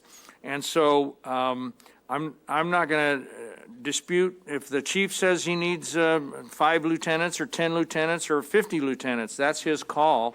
But I believe that we're losing 17 police officers on the street. And I just don't think that's any way to fight crime with a top heavy. The mayor's office, they're trying to suggest that that the charter has changed the responsibilities of city clerk and city attorney, et cetera. Well, the charter has changed that office as well. The responsibilities and the authority that the mayor now holds is much diminished, and so that salary should be going down, but it's not. Chief of staff is probably unnecessary, but that's in the budget. So I could go on and on. I've said a lot of this. I'm not going to support this budget. I think we're going in the wrong direction. I do agree with my colleagues in the comments that we need to be focusing and factoring or looking for revenues. But in government, it's not that easy to just go and get new revenues. The new revenues come from the people, and it's generally called taxes. So there are ways that we can increase revenues. There are ways that we can do some things better, be more efficient. I don't see us doing that really appropriately, or as far as I'm concerned right now. And I'll be real anxious to sit on that committee of economic development and see if we can't find some revenues. I'm not real optimistic, so I won't be supporting this budget. Thank you, Councilman. Councilman Nickel. Yeah, and this is a tough budget, folks. This is not a pleasant experience to go through, having to significantly reduce departments. I did want to ensure that I do go on the record. Again, it is tough to reduce the salaries of elected officials that I've worked with, certainly since I've been here. And again, I appreciate the work they do, and this is no reflection on their performance, but it is simply a reflection of the reality that these are offices that have changed significantly since we enacted the new charter. So specifically, if we look at the 16-17 budget, that was the last year of the prior charter and the year we enacted the new charter. The budget for the city clerk's office was $2,077,951. The city clerk administration salaries combined were $286,557. However, at that time, there was also a business registration section, and actually the personnel costs for business registration actually exceeded the city clerk budget. Total salaries were $397,069. If we look at the budget today, since 2016, the city clerk's office has been reduced in half. There were 10 FTEs in 2016-17. As of 18-19 and going into 19-20, there are 5. The budget has been cut from over $2 million because of the movement of the business registration responsibilities outside of the city clerk's office. That budget has been reduced from over $2 million now to under $1 million. So it has been cut by more than half. And so because of that, I think both myself and fellow committee members felt it was appropriate, given the diminished responsibilities and the lighter workload and the fact that the department had been significantly reduced, that we reduce the salaries. Obviously, we looked at the salaries of the city attorney and the city treasurer as well. It has also been brought to my attention, there has been quite a bit of discussion. Obviously, we have a chief of staff in the mayor's office. That is a position that has been held or has been identified in prior budgets. Looking back 2017, the last year, full year, we had a chief of staff for the prior mayor. Total pay and benefits was a little bit less than $130,000, if I recall.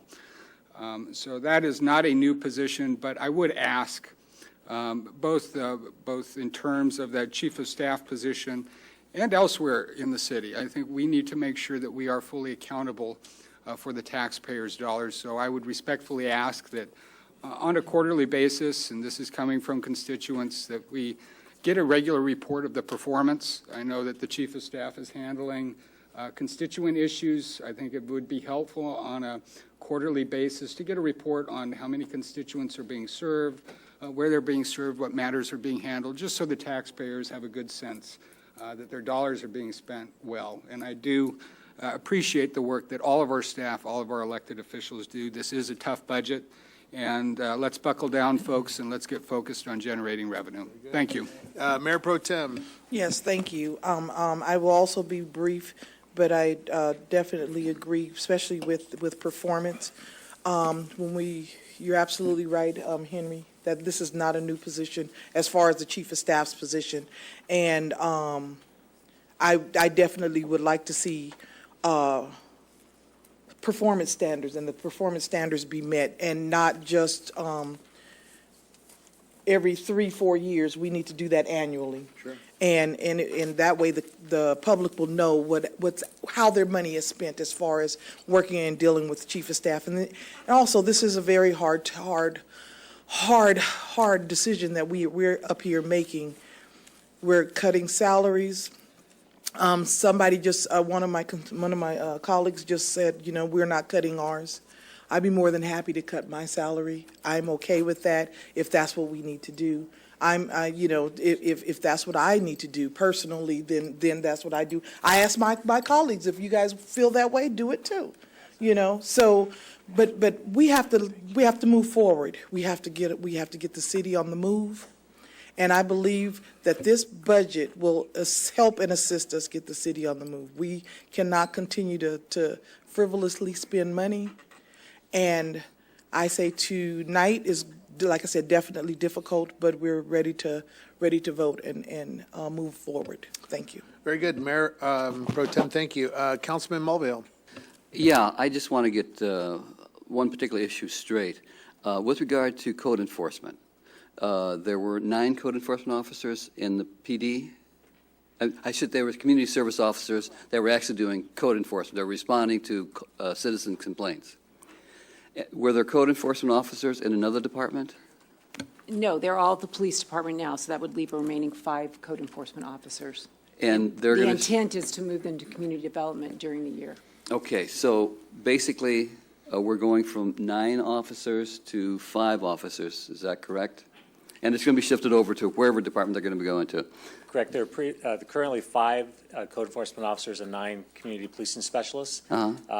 The policing specialists are going to be eliminated, and the 5 code enforcement officers would be moved to community development at the end of the year. Were those other 4 doing code enforcement work? They do similar type duties, correct. Okay. But also with that, we're going to, at the end of the year, eliminate a captain's position, because that responsibility would go away, which would go and help fund an elimination of 2 sergeant's positions. So of those 7, we're eliminating 3 positions that we created earlier in this year. Okay. And then that would provide some assistance to community development to hire a building official also to help assist with those code enforcement issues. Okay. Well, you know, I'm looking at that $150,000 for our legislative advocate. We had, you know, up until I think this year, we had a Sacramento legislative advocate. I don't know what that group did. We never got any feedback that I remember that we got from them. We've got James Ramos. He's got field reps that keep in contact with us. Presumably, he's a legislative advocate for us. And we also have Eloise Gomez-Reyes in the same position. I don't know that that we ever got the bang for the bucks for the legislative advocates that we had before. And we could use that $150,000 to maintain, from my point of view, and I think you heard it tonight several times with regard to the number of code enforcement issues that we have in this city that really need to be addressed. And what we're seeing now is that we're dropping from 9 to 5. Maybe we'll make up for it some way in the future. But the point is, we've got the opportunity right now with $150,000, and I'm not quite sure. I would just, so there's probably at least 2 to 3 code enforcement people that probably could be kept on with $150,000. So what I'm saying is that a legislative advocate, I don't know what we get from that. Code enforcement, it's right up front. People call in, they want to get some response, and the fewer code enforcement people that we have to come out to write up the problems, abandoned houses, fired, again, people not mowing their lawns, whatever it happens to be, dilapidated homes. We really need code enforcement people because of the right at home in our city, the way our city looks, could be improved. And I think it just seems to me, someone either tonight or was telling me before, they drove through the city and they really looked at the neighborhoods and they were kind of appalled. And so what I'm saying is that legislative advocate, code enforcement, I think we need code enforcement. Thank you. Thank you, Councilman. I do want to remind our council members that we have 10 district resource officers spread throughout the 5 community command zones. So there are 5 community policing command zones established under the principles of community-oriented policing, and that the 10 new DROs, district resource officers, are spread throughout the community in those 5 command areas. If I could add, good. If you have police officers doing code enforcement, it would probably be the lowest priority. They've got other, again, their priority system is pretty well established, and whatever the lowest crime-rated priority happens to be, code enforcement would probably come below that. And so, my point of view, we really need to have code enforcement officers. Thank you, Councilman.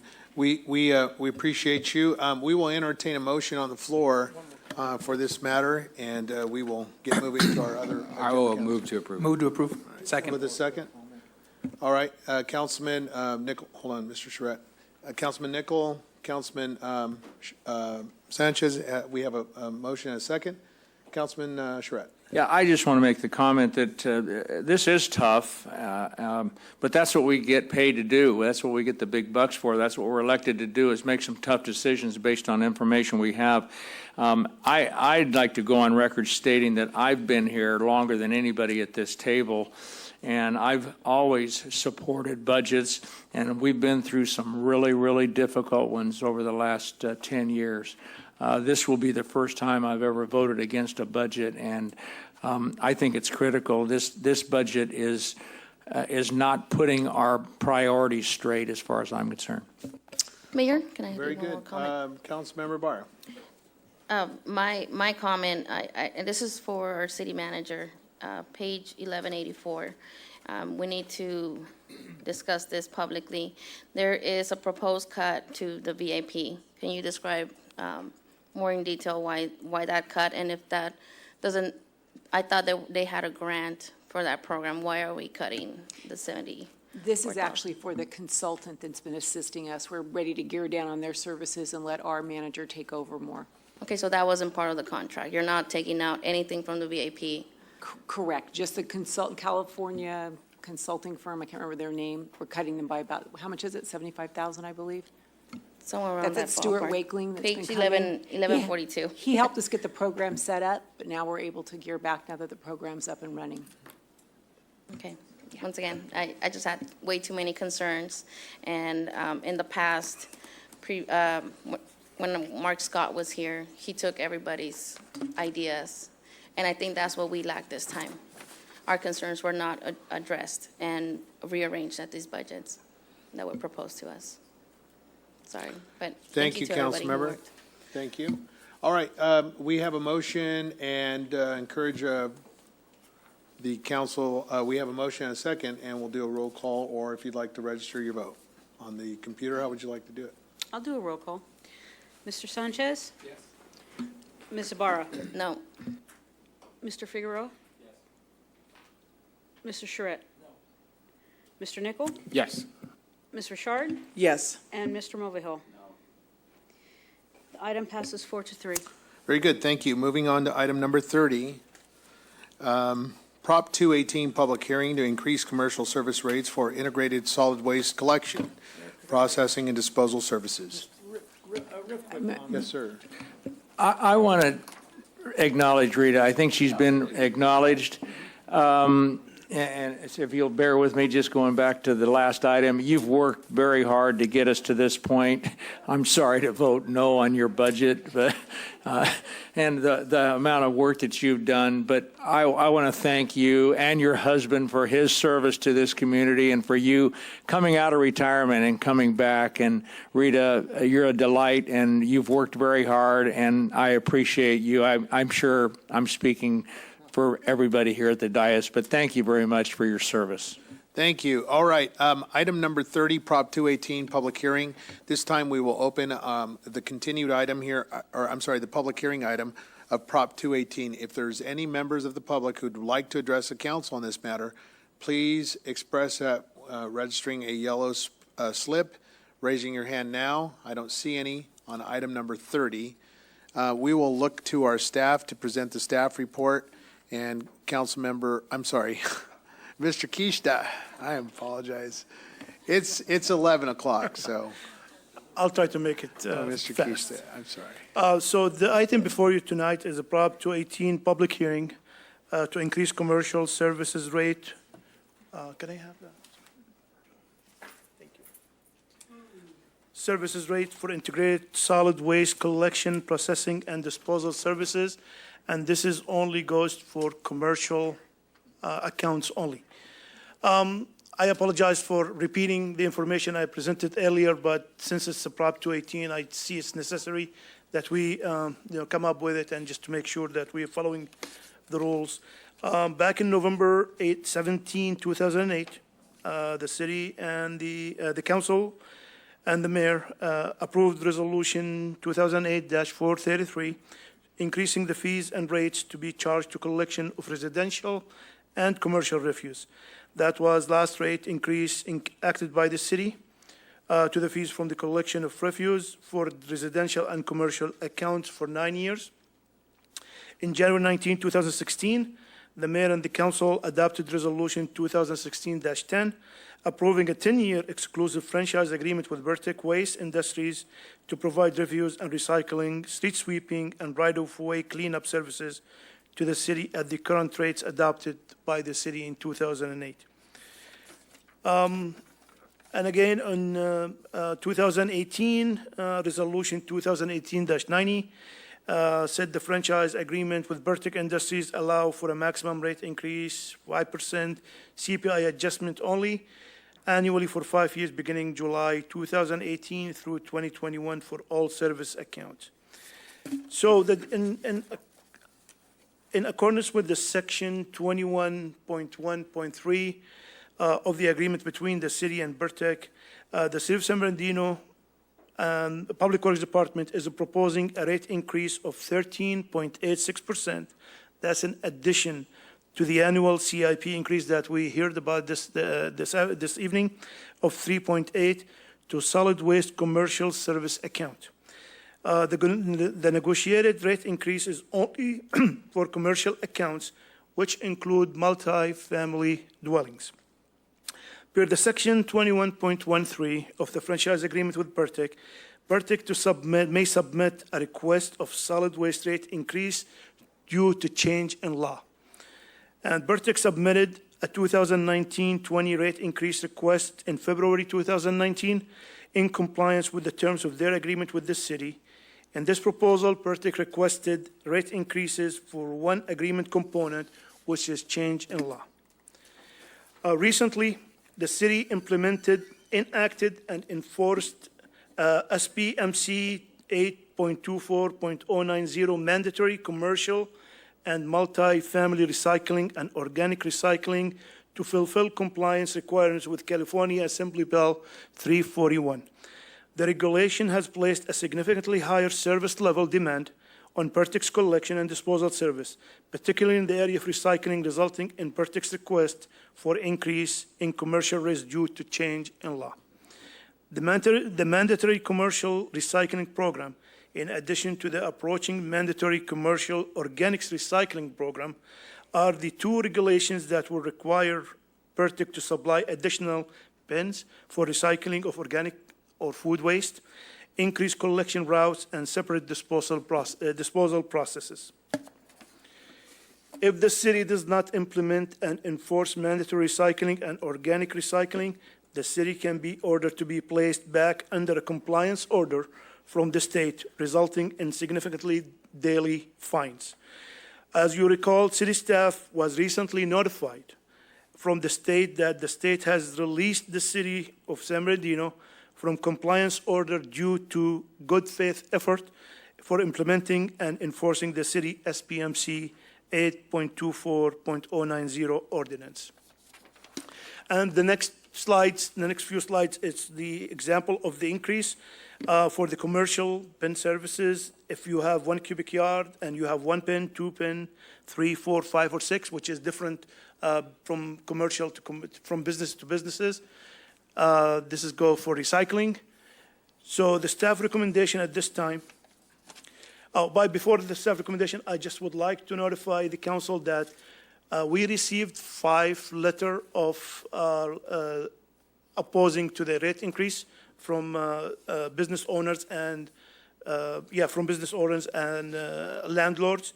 So the recommendation before you tonight is to approve the resolution of the council declaring the result of the proposition 218 protest count for the proposed adjustments to the maximum permitted service rates for commercial integrated solid waste collection, processing, disposal, and related service for fiscal year 2019-20 to increase the commercial only rate by 13.8, just to make sure of the right number,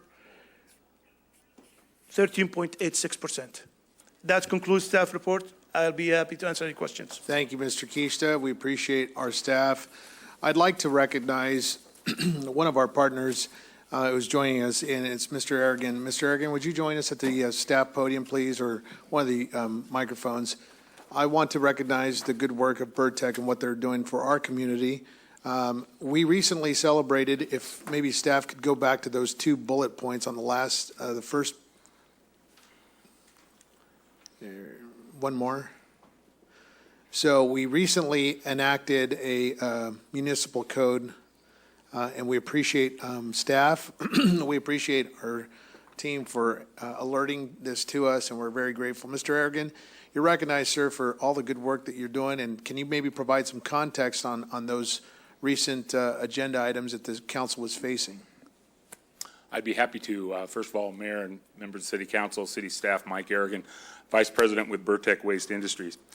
If I could take a few minutes, first of all, with the previous presentation, and I didn't get an opportunity really to come up to the dais, but I wanted to thank the council for the kind compliments that you bestowed on Burtech. For the last little over 3 years since we've had this contract, we have enjoyed working with staff, working with the city and the community, and trying to turn that solid waste program around. We've done a lot. We've got a long way to go. I'll be the first one to say we're not perfect out there, but we're doing much better and changing things around. To the one comment that Councilman Ibarra mentioned with regard to street sweeping, I totally agree with the fact that, and it's not just San Bernardino, but it's multiple communities, that when you have street parking, which is inevitable, it's difficult to get a street sweeper down the road. If I had no cars on the street, it would be a very clean sweeping process. So there are some communities that have posted signs and have done that. Sometimes it's not really well received by residents because they can't park on certain days or certain hours. But that's something to look at and consider, and it would make a big difference in how those streets are swept. One of the other comments that were made a little earlier, and we wholeheartedly agree to this, is the opportunities here in the city of San Bernardino. We are committed to this community, and we have now purchased and built 3 facilities in the community. We have a hauling division in the north end of the city off University. We purchased and built interiors, a MRF transfer facility on Tippecanoe here in the city. And then most recently, we opened up about a year ago a brand new hauling facility on Mill Street on the south end. Our owners of our company and all of its staff are dedicated to making this city what it is and what it will be, and we're right there arm in arm with the community. So I wanted to thank you first of all for all of your support, your patience with us as we continue. We've got a lot to do, and I think we've got great dialogue with staff, with City Council, as we approach these issues that come up and resolve them both together in making the best choice for the community. As it relates to the item that we're talking about right now, I do want to also compliment the council for taking action with regard to California law and Cal Recycle. The city was under the gun, for lack of a better way to explain it. Cal Recycle is not taking any back seat to their laws, the state's laws, and mandates with regard to recycling of recyclable material and organics. The city moved forward with implementing or enforcing their ordinance, and that has been, as Alex mentioned, has been recognized by the state with regard to good faith effort. We have teamed up with the city and implemented, by the time we're done, it'll be almost 1,600 accounts that have been added to the recycling services that have met the city's requirements by Cal Recycle. And San Bernardino is not being singled out. Every city has the same requirement. So, but San Bernardino is a huge city. It's very large, with a very large commercial base. And it's difficult at times to bring it all together and to have that cooperation and support from the business community. But I will say, in the past 90 to 120 days in our impacts that we have placed upon our commercial customers, they have read the letter, they've understood what the city has had to do and needs to do, and they have cooperated. So we're very, very pleased with that. And so I know this is a compliance adjustment that we are making here, and hopefully this will suffice. The recycling market, as many of you know, has really gotten to a point where it has virtually crashed and is starting to build back up. So that is impacting rates as well. But we'll monitor and guide it on an annual basis and continue to bring that forward. So once again, Mayor and council members, thank you again for the opportunity, first of all, to serve the community and to provide an opportunity for many former employees that were here at the city, and they're very, I will say, it's, as I say, over 3 years, and I don't think I've lost one. And they're all very happy to still be working there, and we're happy to have them. So, again, thank you very much. Very good. Mike, I just enjoy getting good reports, and I thank you for your, again, for your investment in our community. To put this in context, this is the cram down. I'm going to get on a soapbox for 10 seconds here.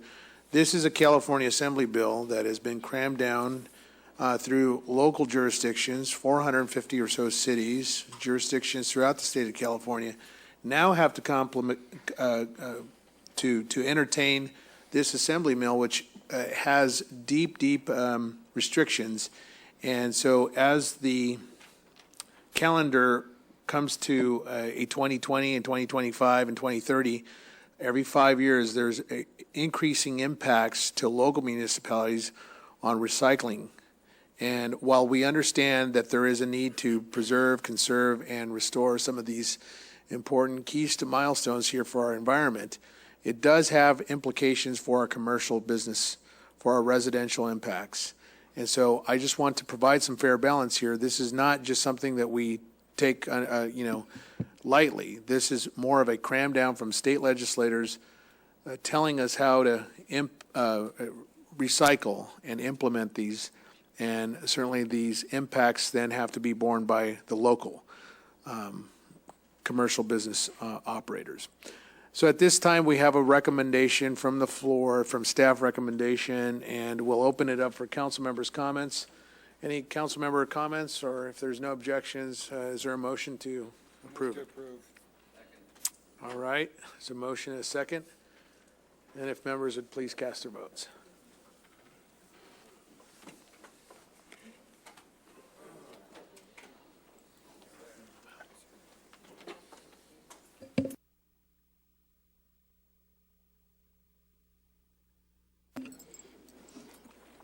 Okay, thank you. On Oh, item she's- 30, Go ahead. the motion to approve was made by Mr. Nichol, the second by Mr. Sanchez, and the item passes 7-0. Okay, thank you. Item number 31 is also a public hearing. Is there anyone, other than the two slips that I have, that wish to speak? Okay, so I have two. All right, so what I need you guys to do is stand up and be sworn in, please. City Clerk.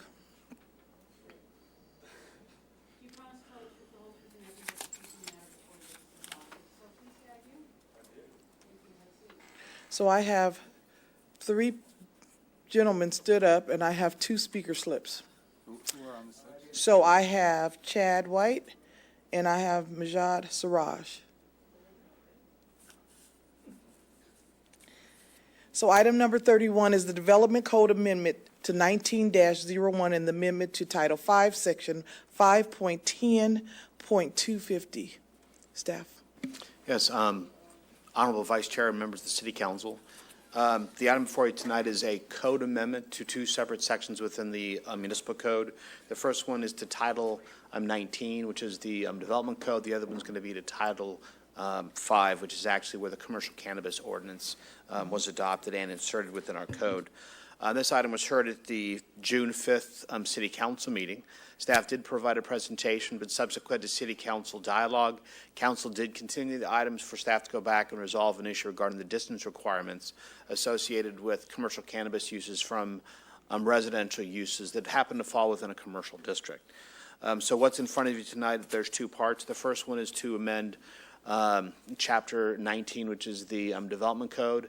Really what that's doing is that's taking the definition and certain development provisions that were adopted as part of the commercial cannabis and move some of those over into the zoning code or the development code section, thereby creating the zoning consistency we need to make for all applications that are reviewed by the city.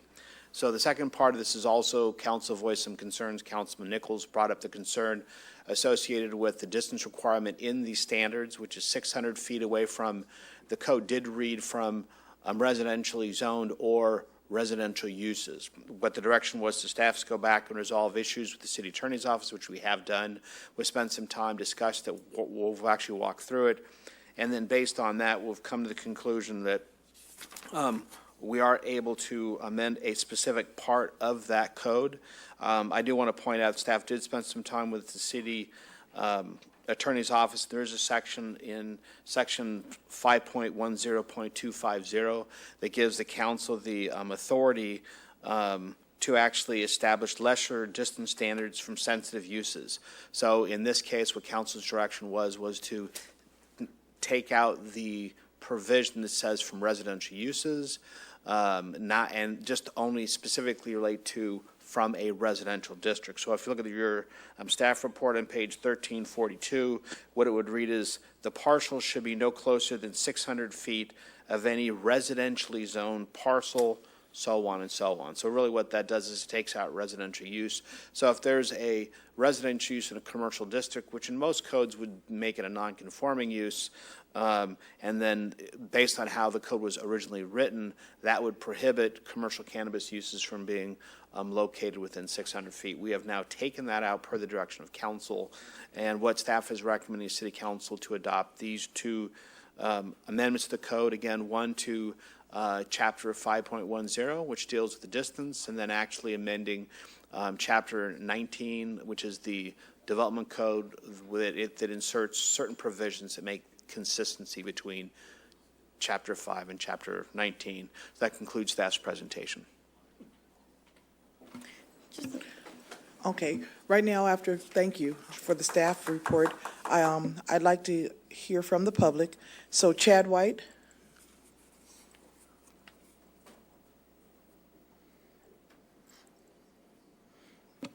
There we go. How you guys doing tonight? I'll make it real quick. It's kind of late. Definitely want to thank staff and everyone for finally 4 months and getting this done with the general plan changes and everything. We do still have a lot to go to, though. You still have plan checks that are sitting there not getting taken care of, which kind of sucks. It's 4 months in already. We're being told it's going to be another month. So let's get off of that topic. Tonight, we got a lot, we see some leadership here tonight. You have 39 businesses that want to operate in your city. You probably have more businesses than the 39 that want to operate in the city. Let's bring revenue to this city. You have plenty of vacant buildings. Let's move something forward. Let's expand these licenses. Sitting, waiting for a year, sitting, waiting for 2 years doesn't happen. It doesn't work. Look at us. We're ready to go. We got approved, and we're not even going to be able to finish our build out for 5 months after we've been approved. So waiting a year is just kicking a can down the road. You've had plenty of opportunities to see what happens in other cities. Look at Sacramento, look at Santa Ana, look at Costa Mesa. You have plenty of already blueprints out there. What happens when you allow cannabis in your city? It decreases crime. It increases property values. It starts investment capital flowing into your city. So let's see some leadership tonight, and let's see council bring something to staff that says, hey, let's do more. Let's do more than this 16. So thank you guys. Thank you. Mijat Siraj, I apologize if I messed up your name.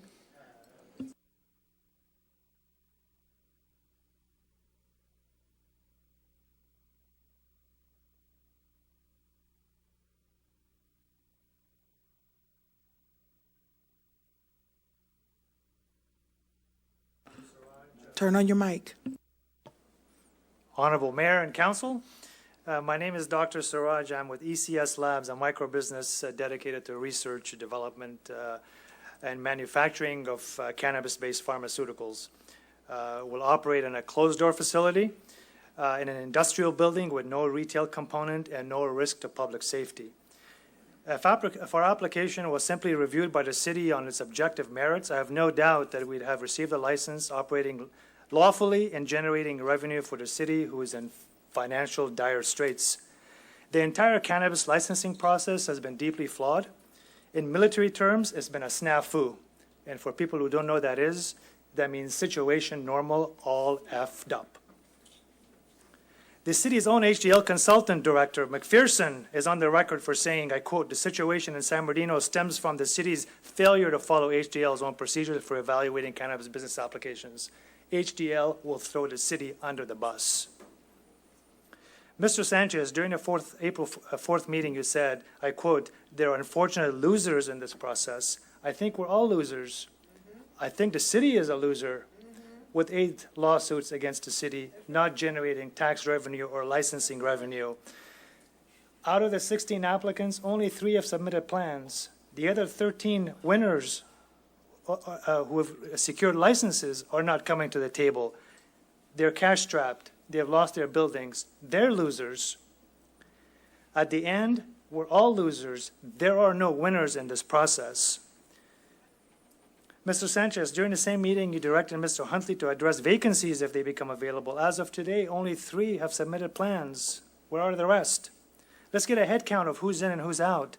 Let's have an honest discussion about what the real intention of these businesses are. Let's see who they are, and let's those who are trying to profit from their licenses that they're not acting on. I respectfully ask you to direct staff to study specific ways to amend the existing ordinance and policies to solve these outstanding issues and achieve the stated goals. I'll read you something about what Lori Ajax, the chief of Bureau of Cannabis Control, said recently. She said, "I just want to crush the illegal market." And she said, "I don't usually say that out loud. We don't go through this last few years to have the legal market be undermined." Thank you. Thank you. Sung Kim. Good evening, Council. Currently, in the city of San Bernardino, there are these farmers markets all over town that have proliferated. All of them have proliferated, including dispensaries all over town, because of the policies that this process has created. I believe in July there was a 45-day it was the end of a 45-day moratorium on cannabis licenses a year ago. It's been a year now since then.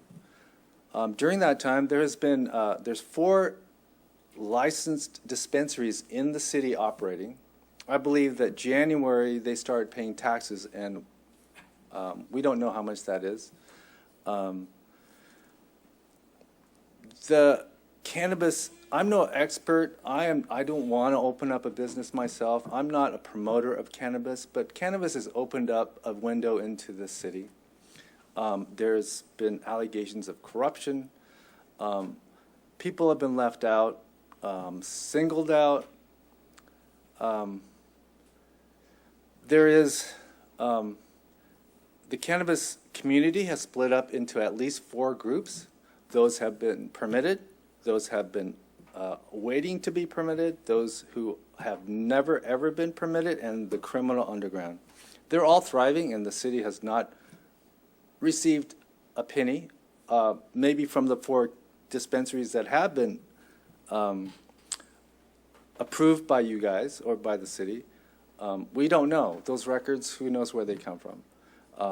There was also Teddy Sanchez brought up, Theodore Sanchez, Councilman Ward 2. He brought up a $3 million asset forfeiture fund that I asked the finance director who's leaving about, and she didn't have any itemized record of that forfeiture. Now, I thought about 2 years ago I saw there was $50,000 in that fund, and all of a sudden there's $3 million in that fund. Where did that come from? Where did it show up from suddenly? How did it not show up as part of the budget? There's a lot of issues with cannabis in the city. Basically, you've put out everyone who doesn't have the money to have a small business. You're allowing only the wealthiest people with the most cash. We're not even talking about. Mr. Kim, thank you. Your time has expired. Now, any comments from the council? Councilmember Ibarra. My only comment, page 1342, we're talking about the municipal code section 5.10-250. At the last meeting, fellow colleague who just stepped away, Mulvey Hill, he mentioned about possibly doing something along the lines of what we do right now with conditional use permits, where if one of these locations is within those 600 feet, that those residents be notified and maybe they can approve before a permit is allocated there. That would be the only item that I'm seeing. And then,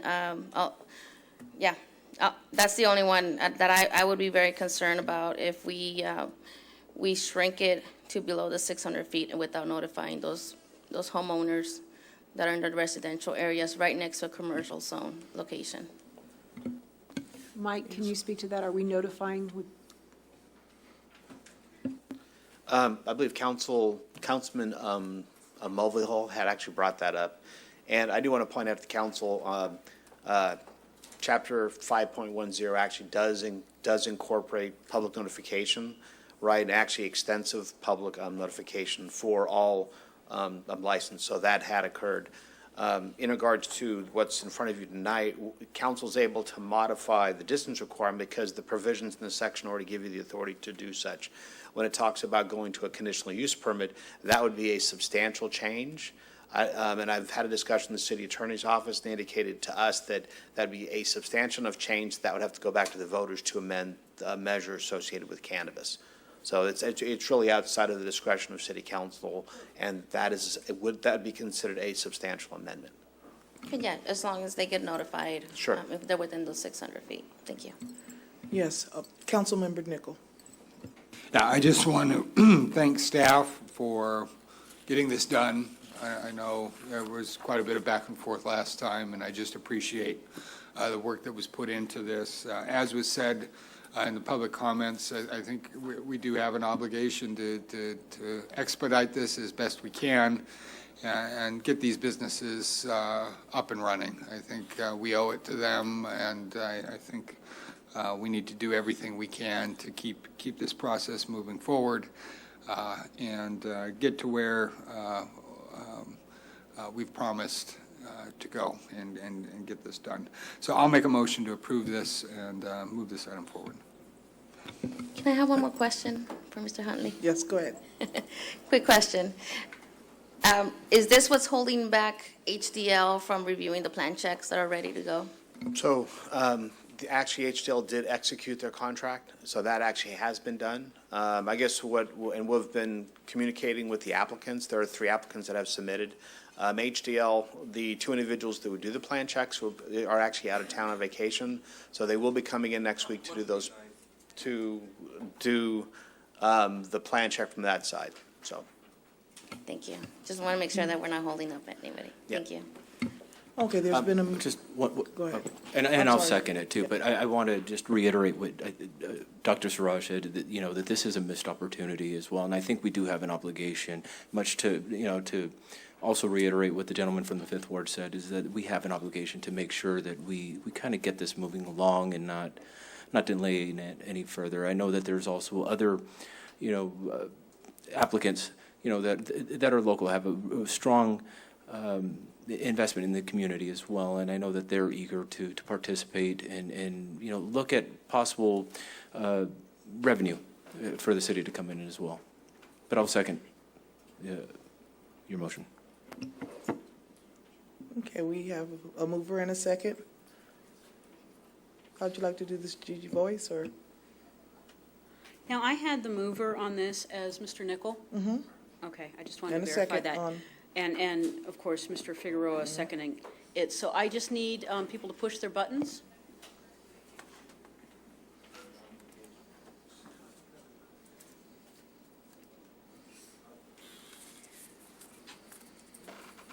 And item 31, the motion to approve was made by Mr. Nichol, the second by Mr. Figueroa, and the item passes 6-0 with Mr. Mulvihill absent. thank you. Okay, this concludes our meeting. Is there, well, not yet. Is there any items that we want to put on the agenda for July the 17th? Or a meeting after that? Councilmember Ibarra. Okay, back to the last meeting. I appreciate my colleagues staying here, but we do have business to move forward. Once again, from what I mentioned last time, the fireworks, we need to discuss this and get ready for next year. Just go over the municipal code, 8.60 and everything below it. Also readjust those fines for anybody caught or suspected of burning illegal fireworks. So that would be one of the items I'd like to add on to the agenda so we can review 8.60. The other item I want to add is if we can get permission for, or to release an RFP for licensed contractors to go into the animal shelter and start quoting the needs of the shelter. That would be the other item I want to include in there for the next. We'll be bringing back, I know that the ad hoc committee is going to meet, and then we'll be bringing back an item on animal control. Maybe we can do it at that time when the council makes a decision about what they want to do going forward. Would that work for everyone? My concern with the ad hoc is our focus was on the JPA, That's true. not on the current situation with the shelter. So we need to also focus on the current standard of that shelter, while at the same time planning for the future. And from what I saw on the message exchange with my colleague, Councilmember Mulvihill, it didn't seem like he wanted to pursue the JPA, the ad hoc meetings. And so we need to talk about now and plan for the future either way. Thank you. Is it possible that we change the name of the committee? Or change the focus of the committee, not just focus on JPA, but maybe focus on the animal shelter? Well, I think maybe you should let Councilmember Mulvihill bring back what he's been doing a lot of research, he's been working with the county, and then at that point, if you feel like that's a dead end, then maybe take a different route. But we are going to be bringing something back to you now that the animal control's been put back in the budget about what the plan would be and let you make some decisions, so that'd be a good time to discuss the current shelter as well. Okay, yeah, because we haven't met, and he's doing all the work. I know I emailed him, and I said, can we have a meeting, talk about who our mayor has spoken to, so we can have a starting point? That hasn't happened, and so him doing all the work and not having meeting with us as the other voting members, we need to reconsider the ad hoc. Okay, so the city manager is going to check with Councilmember Mulvihill to get you guys' feedback on the committee. So this adjourns our meeting until July the 17th of 2019. Everybody have a good, I hear somebody calling me. Do we have to vote or to put him on the next agenda, or we're good? No. So the city attorney is going to, the city manager is going to bring that back. She's going to get with Councilmember Mulvihill, and he's going to bring back his research that he did on the animal shelter. So we're going to adjourn this meeting until July the 17th, and everybody have a good evening.